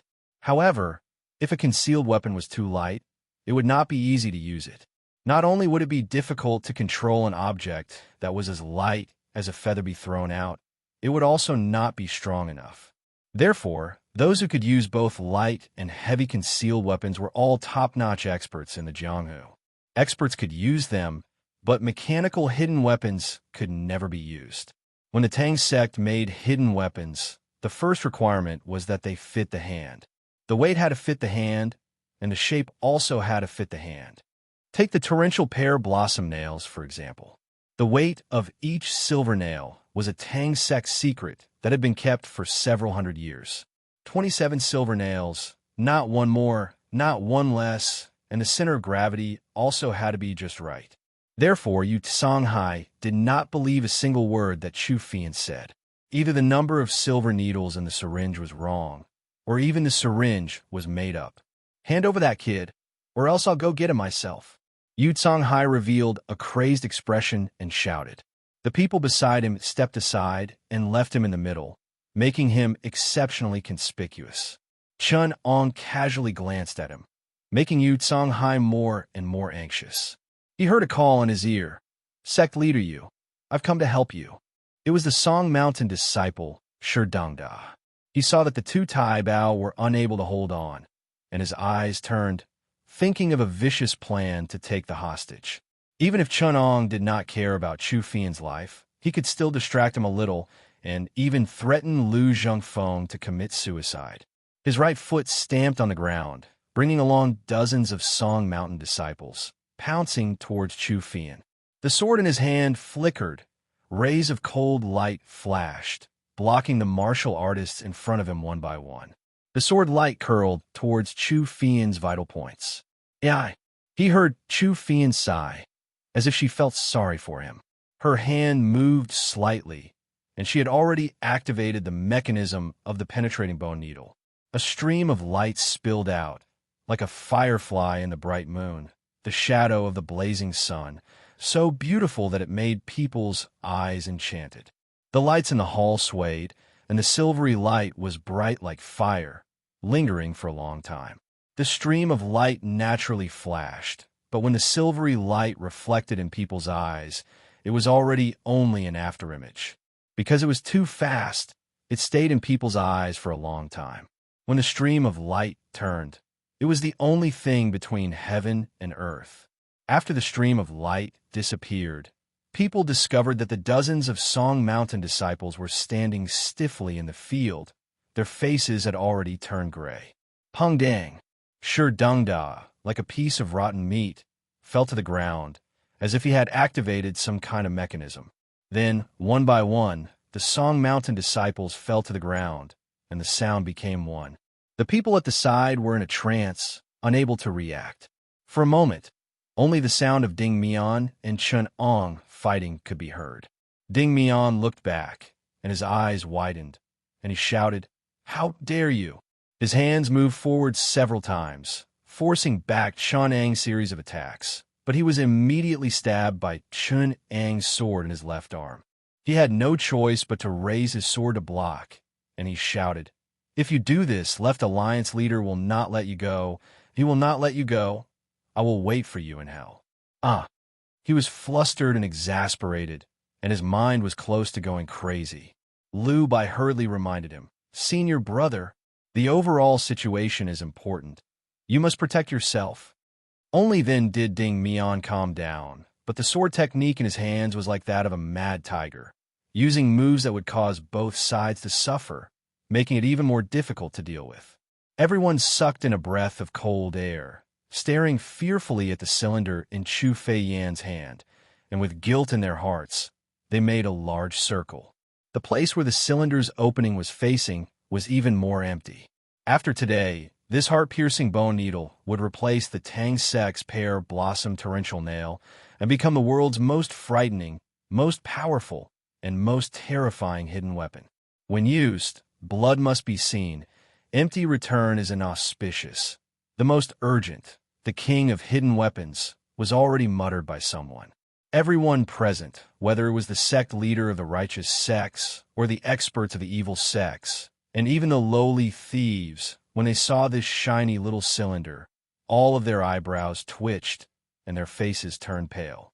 Seeing Chu Fei Yan's hand move, everyone nervously took a few steps back, making a large circle. But the place opposite Chu Fei Yan was empty. Chu Fei Yan herself was also shocked. She stared blankly at the cylinder in her hand and opened her mouth, wanting to say something, but immediately felt her hand become light, and the cylinder had been snatched away. She looked back, only to see Lin Pingji holding the cylinder, aiming at Yu Songhai and madly saying, "Old dog you, where are my parents?" Without waiting for Yu Songhai to answer, he pulled the trigger.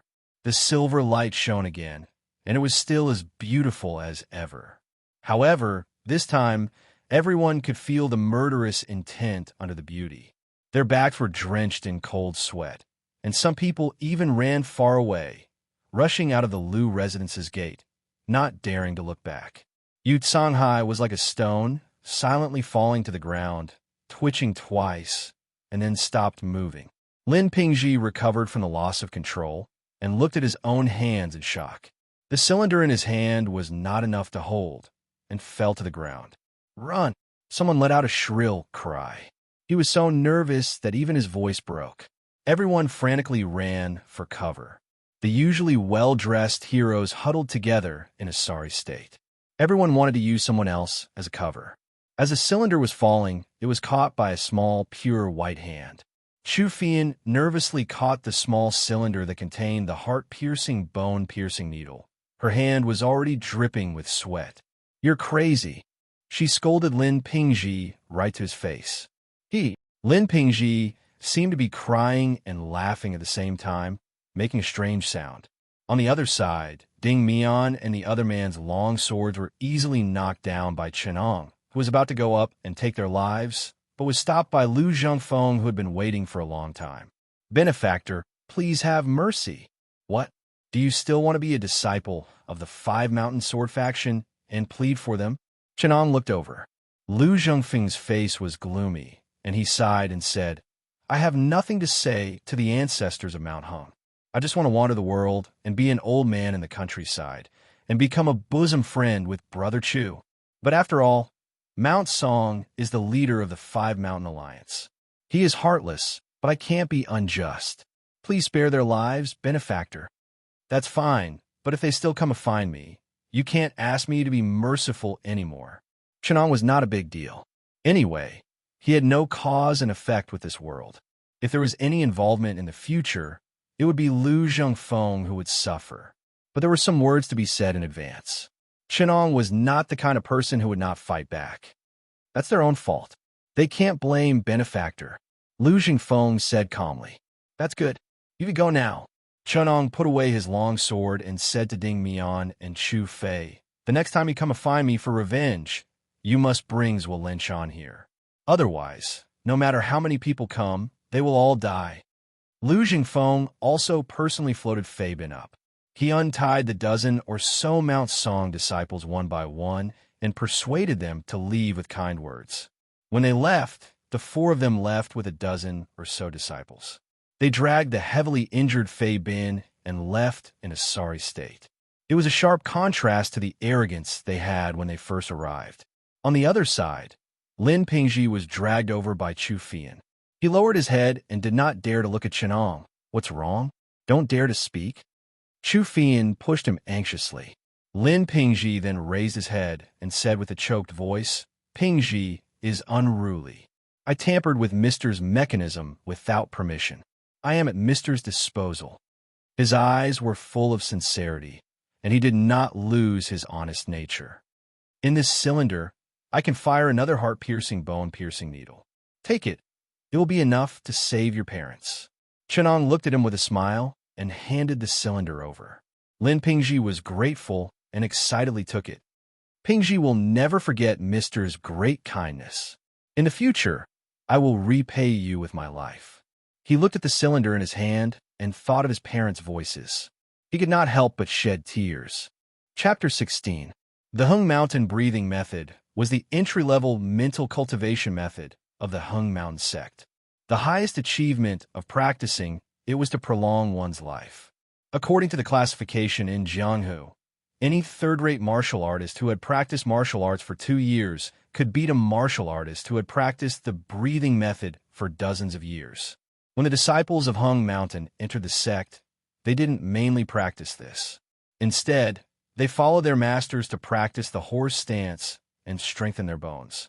The breathing method was only used to regulate breathing and cultivate the sense of qi. Hearing that Chenong wanted to learn this martial art, Lu Jingfeng was a little embarrassed. He said bluntly, "Benefactor, this breathing method is just some shallow qi cultivation method.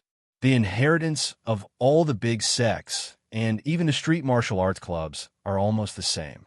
If Benefactor is willing, I can teach you the Triong mental cultivation method passed down in my family, or even the Hing Mountain mental cultivation method passed down in Hung Mountain. A tree that can be embraced is born from the tip of a hair. A 9-story platform is built from the soil. A journey of 1,000 miles begins with a single step." Chenong sighed faintly and turned his head to look at Lu Jingfeng. The art of inner cultivation originated from ancient times. Breathing, eating, guiding, and visualizing. Since the inscription of qi, it has been thousands of years. Counting from the Yellow Emperor, it has been 5,000 years. The way of martial arts is not about winning. Fighting and killing is the way of animals, not the right way of martial arts. If I want to show off, the more mysterious and powerful my internal energy is, the better. But I want to seek the right way of ancient martial arts. I want to fight against heaven and surpass myself. I have to find the answer from the wisdom of the sages." Hearing this, Lu Jingfeng couldn't help but be stunned. He said in a daze, "Is this also the reason why you asked me to find the Taoist priest and monk?" Chenong looked at him with a smile. "Do you know the Nining Sutra? Do you know the 72 ultimate skills of Shaolin Temple?" "I have heard of the Nining Sutra. It is said to be a top martial arts treasure. It has something to do with the 5 masters who are known as the 5 Uniques. It once caused a big storm in Jianghu. The Shaolin Temple's 72 consummate skills are even more well-known." Lu Jingfeng answered honestly. Ordinary Jianghu people might not know these things, but Hung Mountain sect was also a big sect with a history of hundreds of years, so they still had some understanding of these Jianghu old news. This also confirmed one of Chun Ang's conjectures. The world of the smiling, the proud wanderer, was indeed closely related to the 4 novels after Heavenly Dragon. They were most likely worlds in the same timeline. The Nining Manual is divided into 2 volumes. During the Northern Song Dynasty, Huang Shang, an internal editor, comprehended a peerless martial art from the scripture of the 10,000 years. In the martial arts world at that time, it would not be an exaggeration to say that it was the #1 martial art treasure in the world. The second volume of this world-shaking martial art had once fallen into the hands of 2 disciples of the Peach Blossom Island, known as the Twin Killers of the Dark Gale. Lu Jingfeng listened quietly with a surprised expression on his face. He had never heard of this kind of secret in the martial arts world, even with his identity. Perhaps only the Shaolin Temple, which had been passed down for thousands of years, would have a clear record. This made him feel more and more mysterious about Chunang's identity.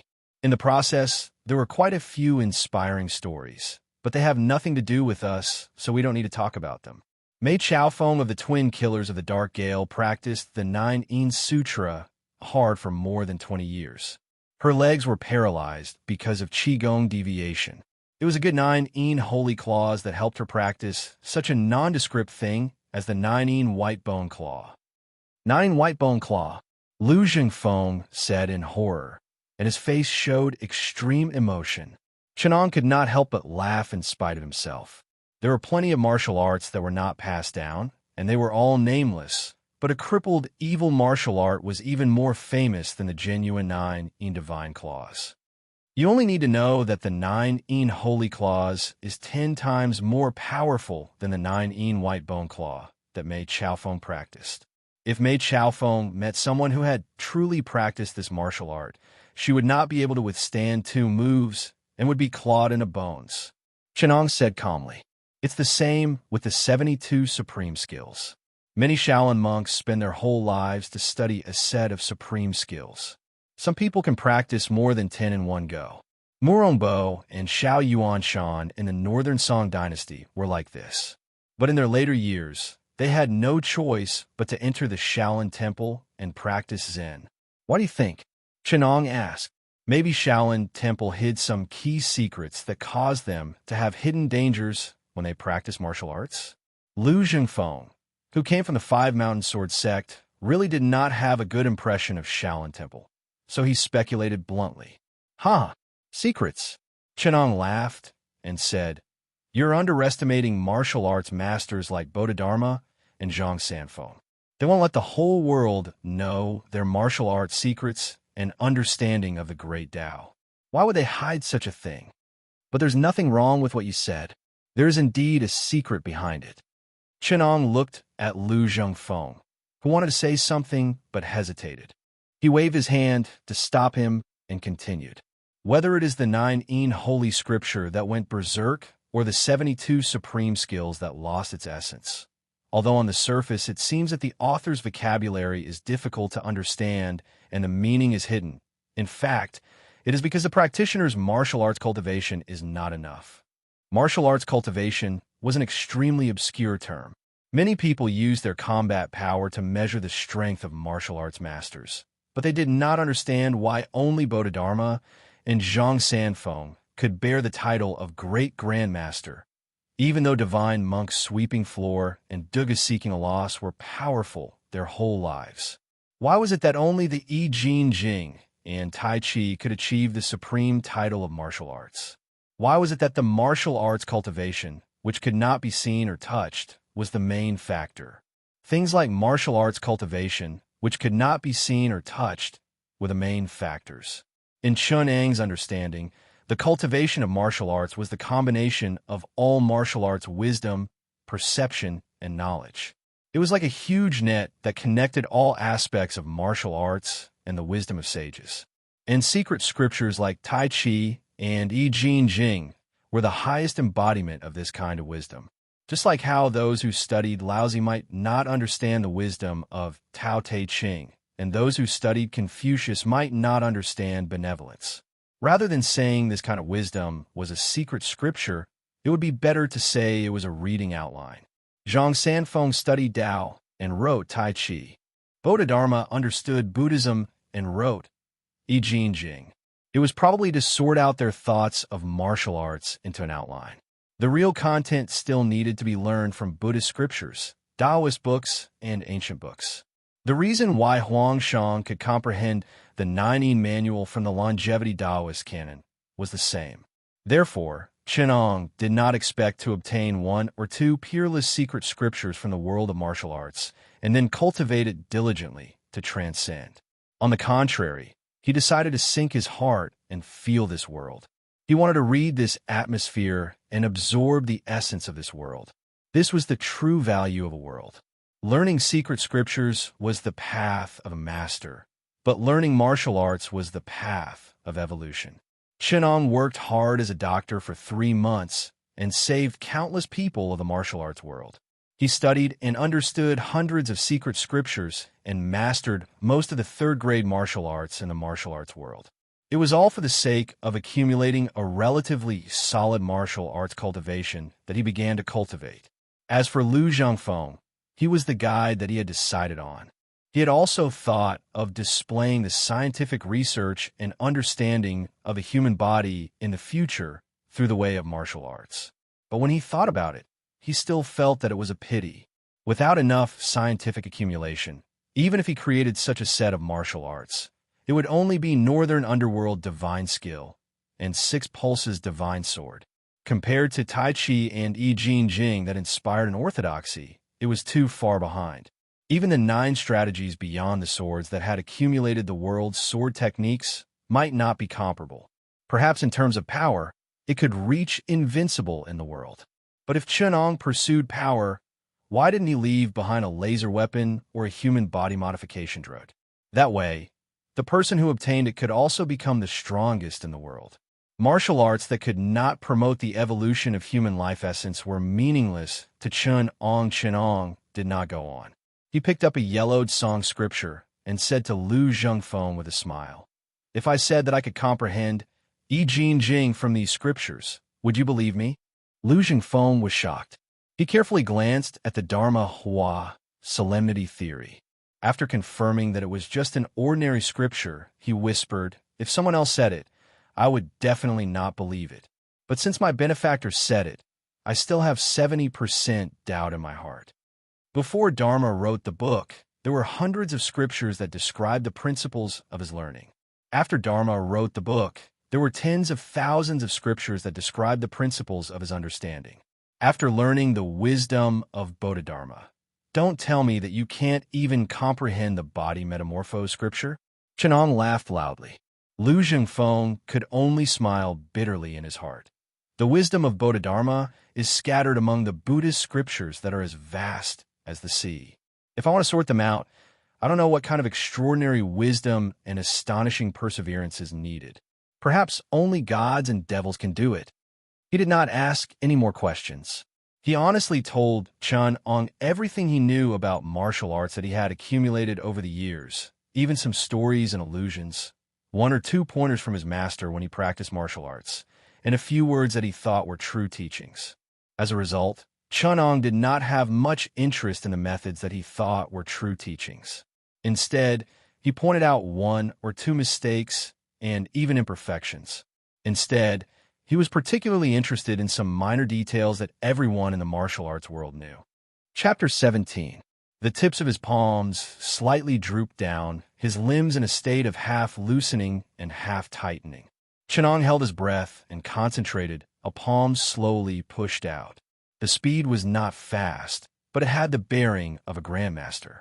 Although Chu Fian was young, she had mingled in the martial arts world for a long time.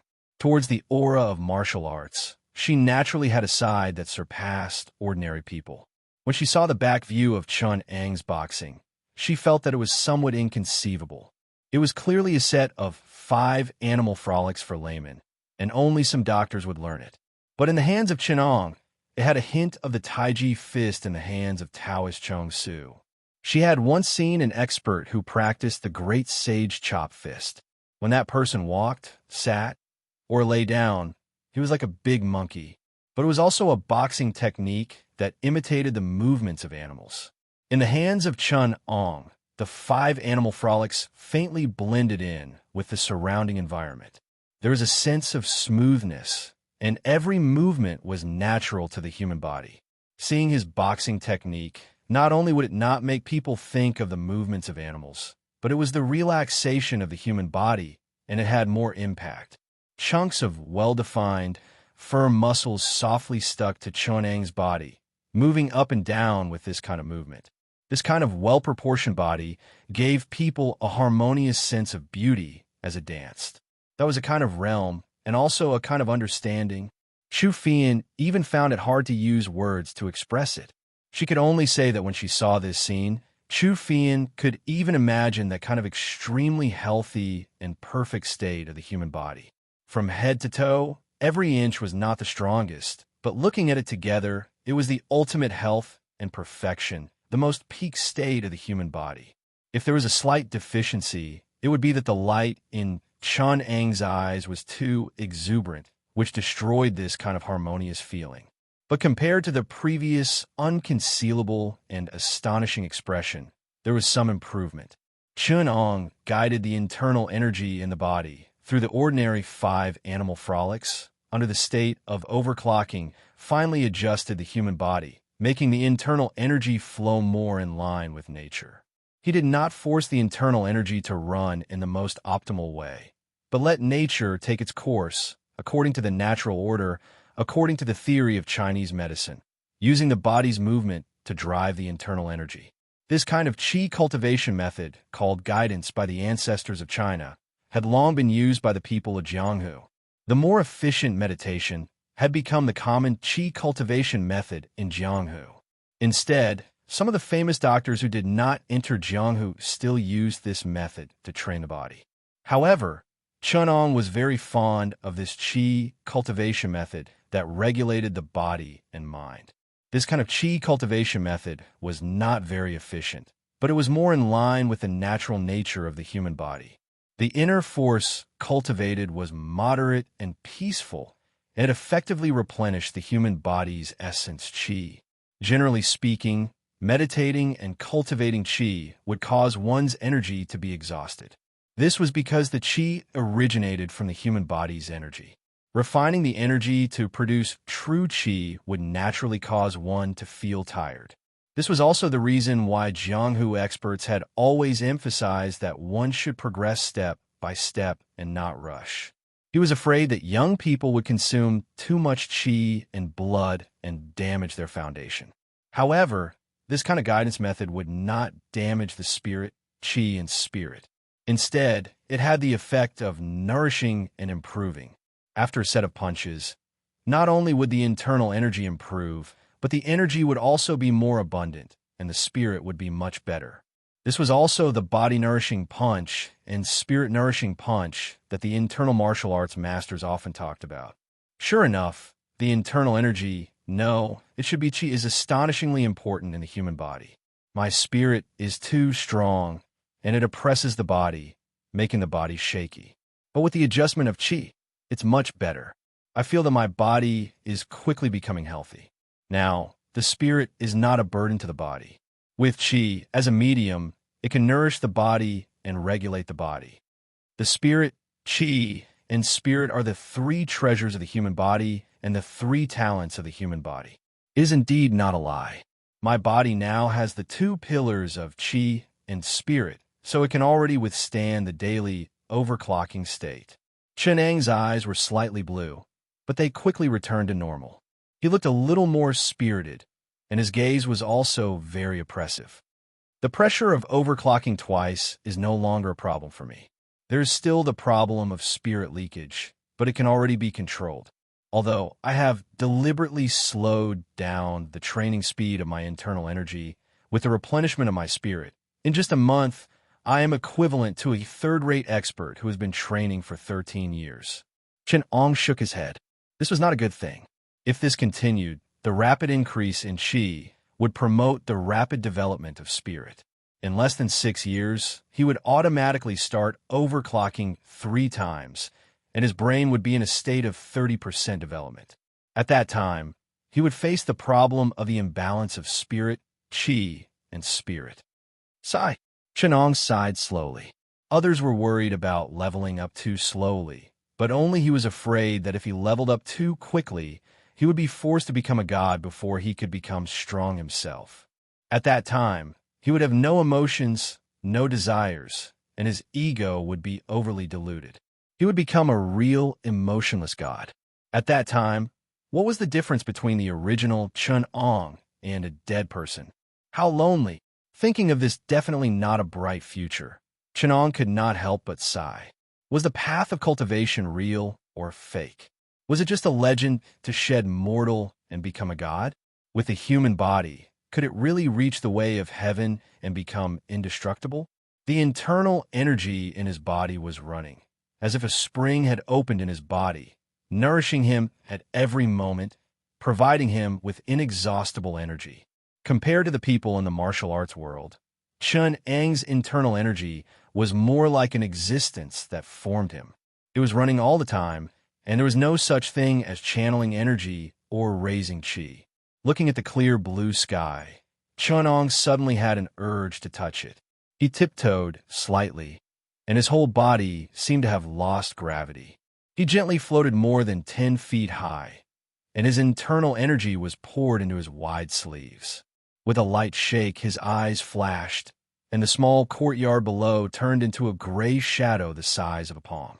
Feeling the feeling of the wind blowing, the wide collar of his clothes made a loud sound.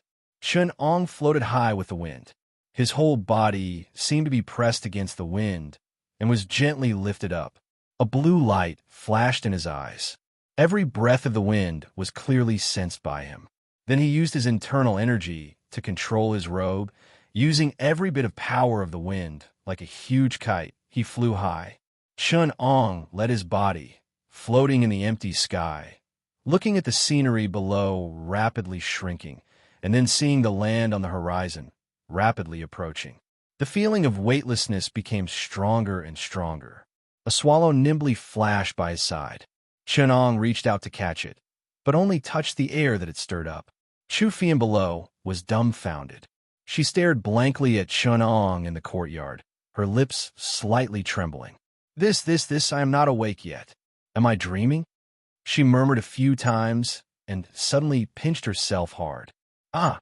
She bent down in pain, her face filled with disbelief as she looked at the black dot in the sky. Suddenly she shouted towards the sky, Immortal Elder, please accept me. Can you take me away? I can wash clothes, I can cook. Immortal Elder, can you hear me? She knelt on the ground and shouted towards the sky, Master, please accept disciples' worship. It's useless. This is just a light body technique, and it's a unique light body technique. Even if I teach you, you won't be able to learn it. Chu Fian's eyes blurred and saw Chun Ang slowly landing in front of her. Without waiting for Chu Fian to react, Chun Ang lightly floated a few feet away and only left behind a sentence. I'm going to the library. You can play by yourself. Flying was indeed the first dream of mankind. Chun Ang held a copy of the Unravel and sat high up on the eaves. The excitement in his heart had not yet calmed down. Fortunately, the great elephant hooked and sunk painting in his hands was a version that had long been lost in the modern era. Chun Ang very quickly calmed his heart and carefully thought about it. These few days, his study of the Taoist scriptures became more and more profound. Chun Ang spent a large amount of time every day to read and think, and at the same time he had to debate with the Taoists invited by Lu Zhengfeng. Now, in terms of Taoism, there were already very few people who could match up to him. There was even a Chuanjian Taoist who wanted to persuade Chun Ang to go to the inner palace to be a priest.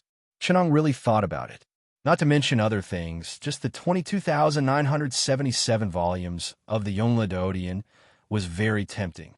But considering the time factor, Chun Ang still decided to wait until he had a fast storage device before he could record these treasures. With a large number of books and the martial arts attainments of hundreds of Jianghu people, Chun Ang felt that he was bursting with the sparks of wisdom at every moment. Every day, he had countless inspirations and gains. These things, in a state that could not be described lightly, had turned from knowledge to wisdom, and from accumulation to accumulation, had become the foundation. Chun Ang had long deduced the purple sun divine art, but he did not cultivate it. Instead, he let the wisdom represented by the purple sun divine art sink into his foundation and turned it into his own martial arts cultivation. It was still a set of ordinary basic martial arts that combined breathing, guidance, meditation, but there was something more. If Zhang Sanfeng was still alive, he would definitely be able to see the shadow of his own Tai Chi in this. Similarly, the martial arts masters of various sects, as long as they had trained their martial arts to the bone, they would be able to see the shadow of their own unique skills in Chun Ang. These came from the Black Tiger Fist, Rapid Flow Sword, Wudong's entry-level sword technique, The 5 mountain sword sex, inner strength heart technique, flood fist, iron head technique, and other third-grade martial arts that had spread far and wide. Together with the profound accumulation of knowledge, it allowed Chun-Ong to approach the level of the sages step by step, allowing a set of chi cultivation formula to have the aura of a master who could absorb all rivers into the sea. Chapter 18. In the misty rain, a lone boat floated down the river. A scholar in green stood at the bow with his hands clasped behind his back, facing the waves of the Yangtze River, silently standing. Behind him, a pretty girl in red held a scroll in her hand, scratching her head in deep thought, sighing and shaking her head. "Brother Chun, do I have to learn these things to learn your martial arts?" She pouted, disappointedly placing the book on the table. Looking at the words original geometry on the cover, she felt a throbbing pain in her head. "Be good. If your IQ is not good, then don't learn my martial arts. I have a rather stupid, purple sun divine kung fu. First go read the 300 scrolls of Taoist scriptures, memorize the classic 30 scrolls of Chuanjin. Then I will pass it to you." Chun-Ong smiled and patted her head, but his mouth was not polite at all. "Oh." Chu Fian painfully lowered her head, revealing a pitiful look like a cub. She said pitifully, "Is there no martial arts that doesn't need to learn these things? I heard that you also know the absorbing star's great skill. This stupid martial art shouldn't need any conditions. Rimwa can learn it. Why can't I? That is called the Northern Dark Incomplete Art. You can learn it if you want. Today, first memorize the Nanhua Jing. Tomorrow I will give you a few scrolls of Nanhua Jing commentary and Taiping Jing. First, finish learning the 36 incomplete scrolls of Taiping Qing Ling Dao. Then copy the Taoist scriptures related to Taiping and Nanhua a few times. Then you should barely be able to get started."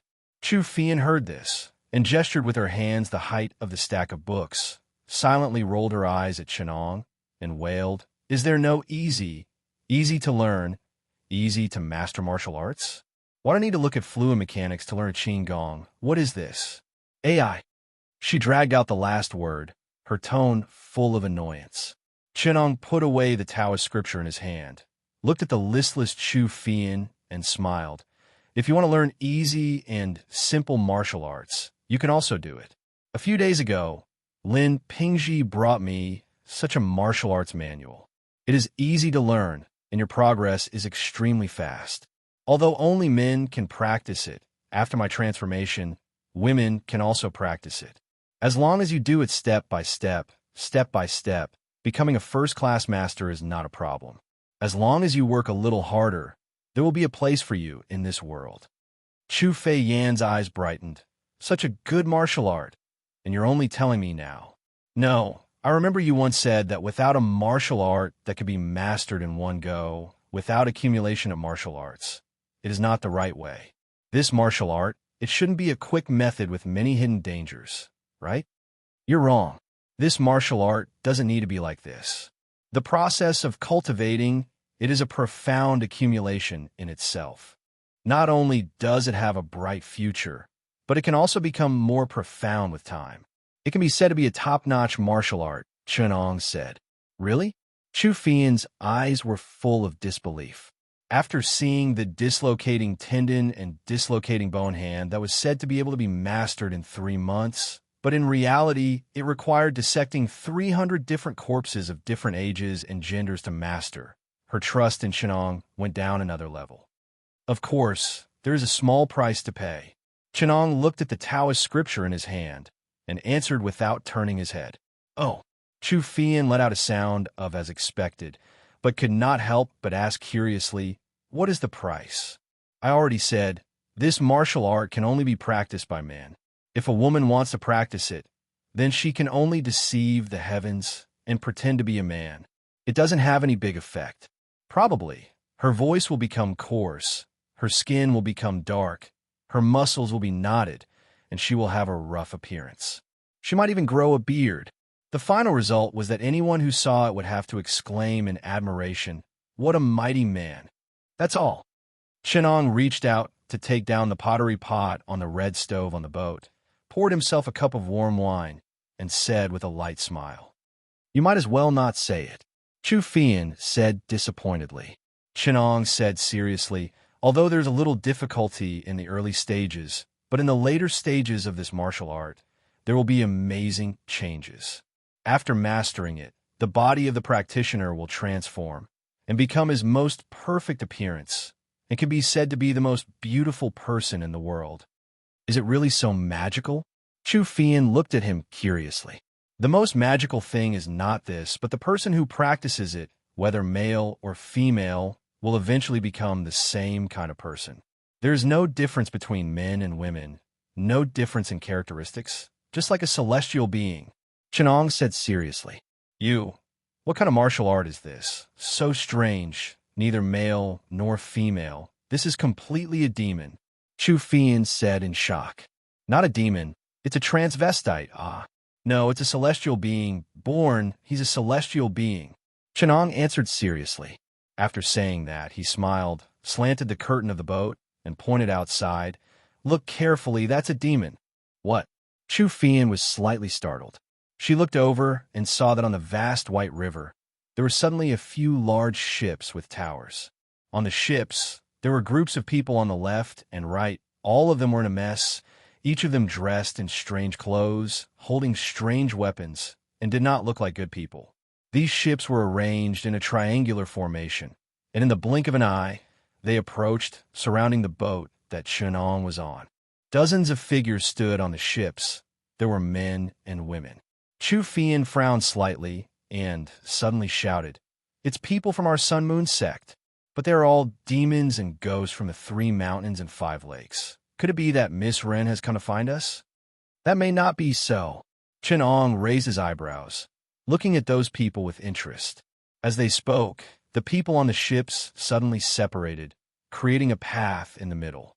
On the most luxurious ship in front of them, a charming voice reached their ears. On the ship, is it the famous divine Dr. Sai? A Miao woman dressed in Miao clothing. Her body was brightly colored, and her head was resplendent in gold and jade. She slowly walked to the front and lightly called out to the small boat. "I don't deserve the title of divine doctor. I may not be famous in Jiangnan, and Sai Huadawa is absolutely impossible, but I am Chenong. What business do you have with me?" Chenong raised his cup and smiled at her. The Miao woman giggled and softly said, "What else can there be to find a doctor? We are a group of pitiful people who are sick.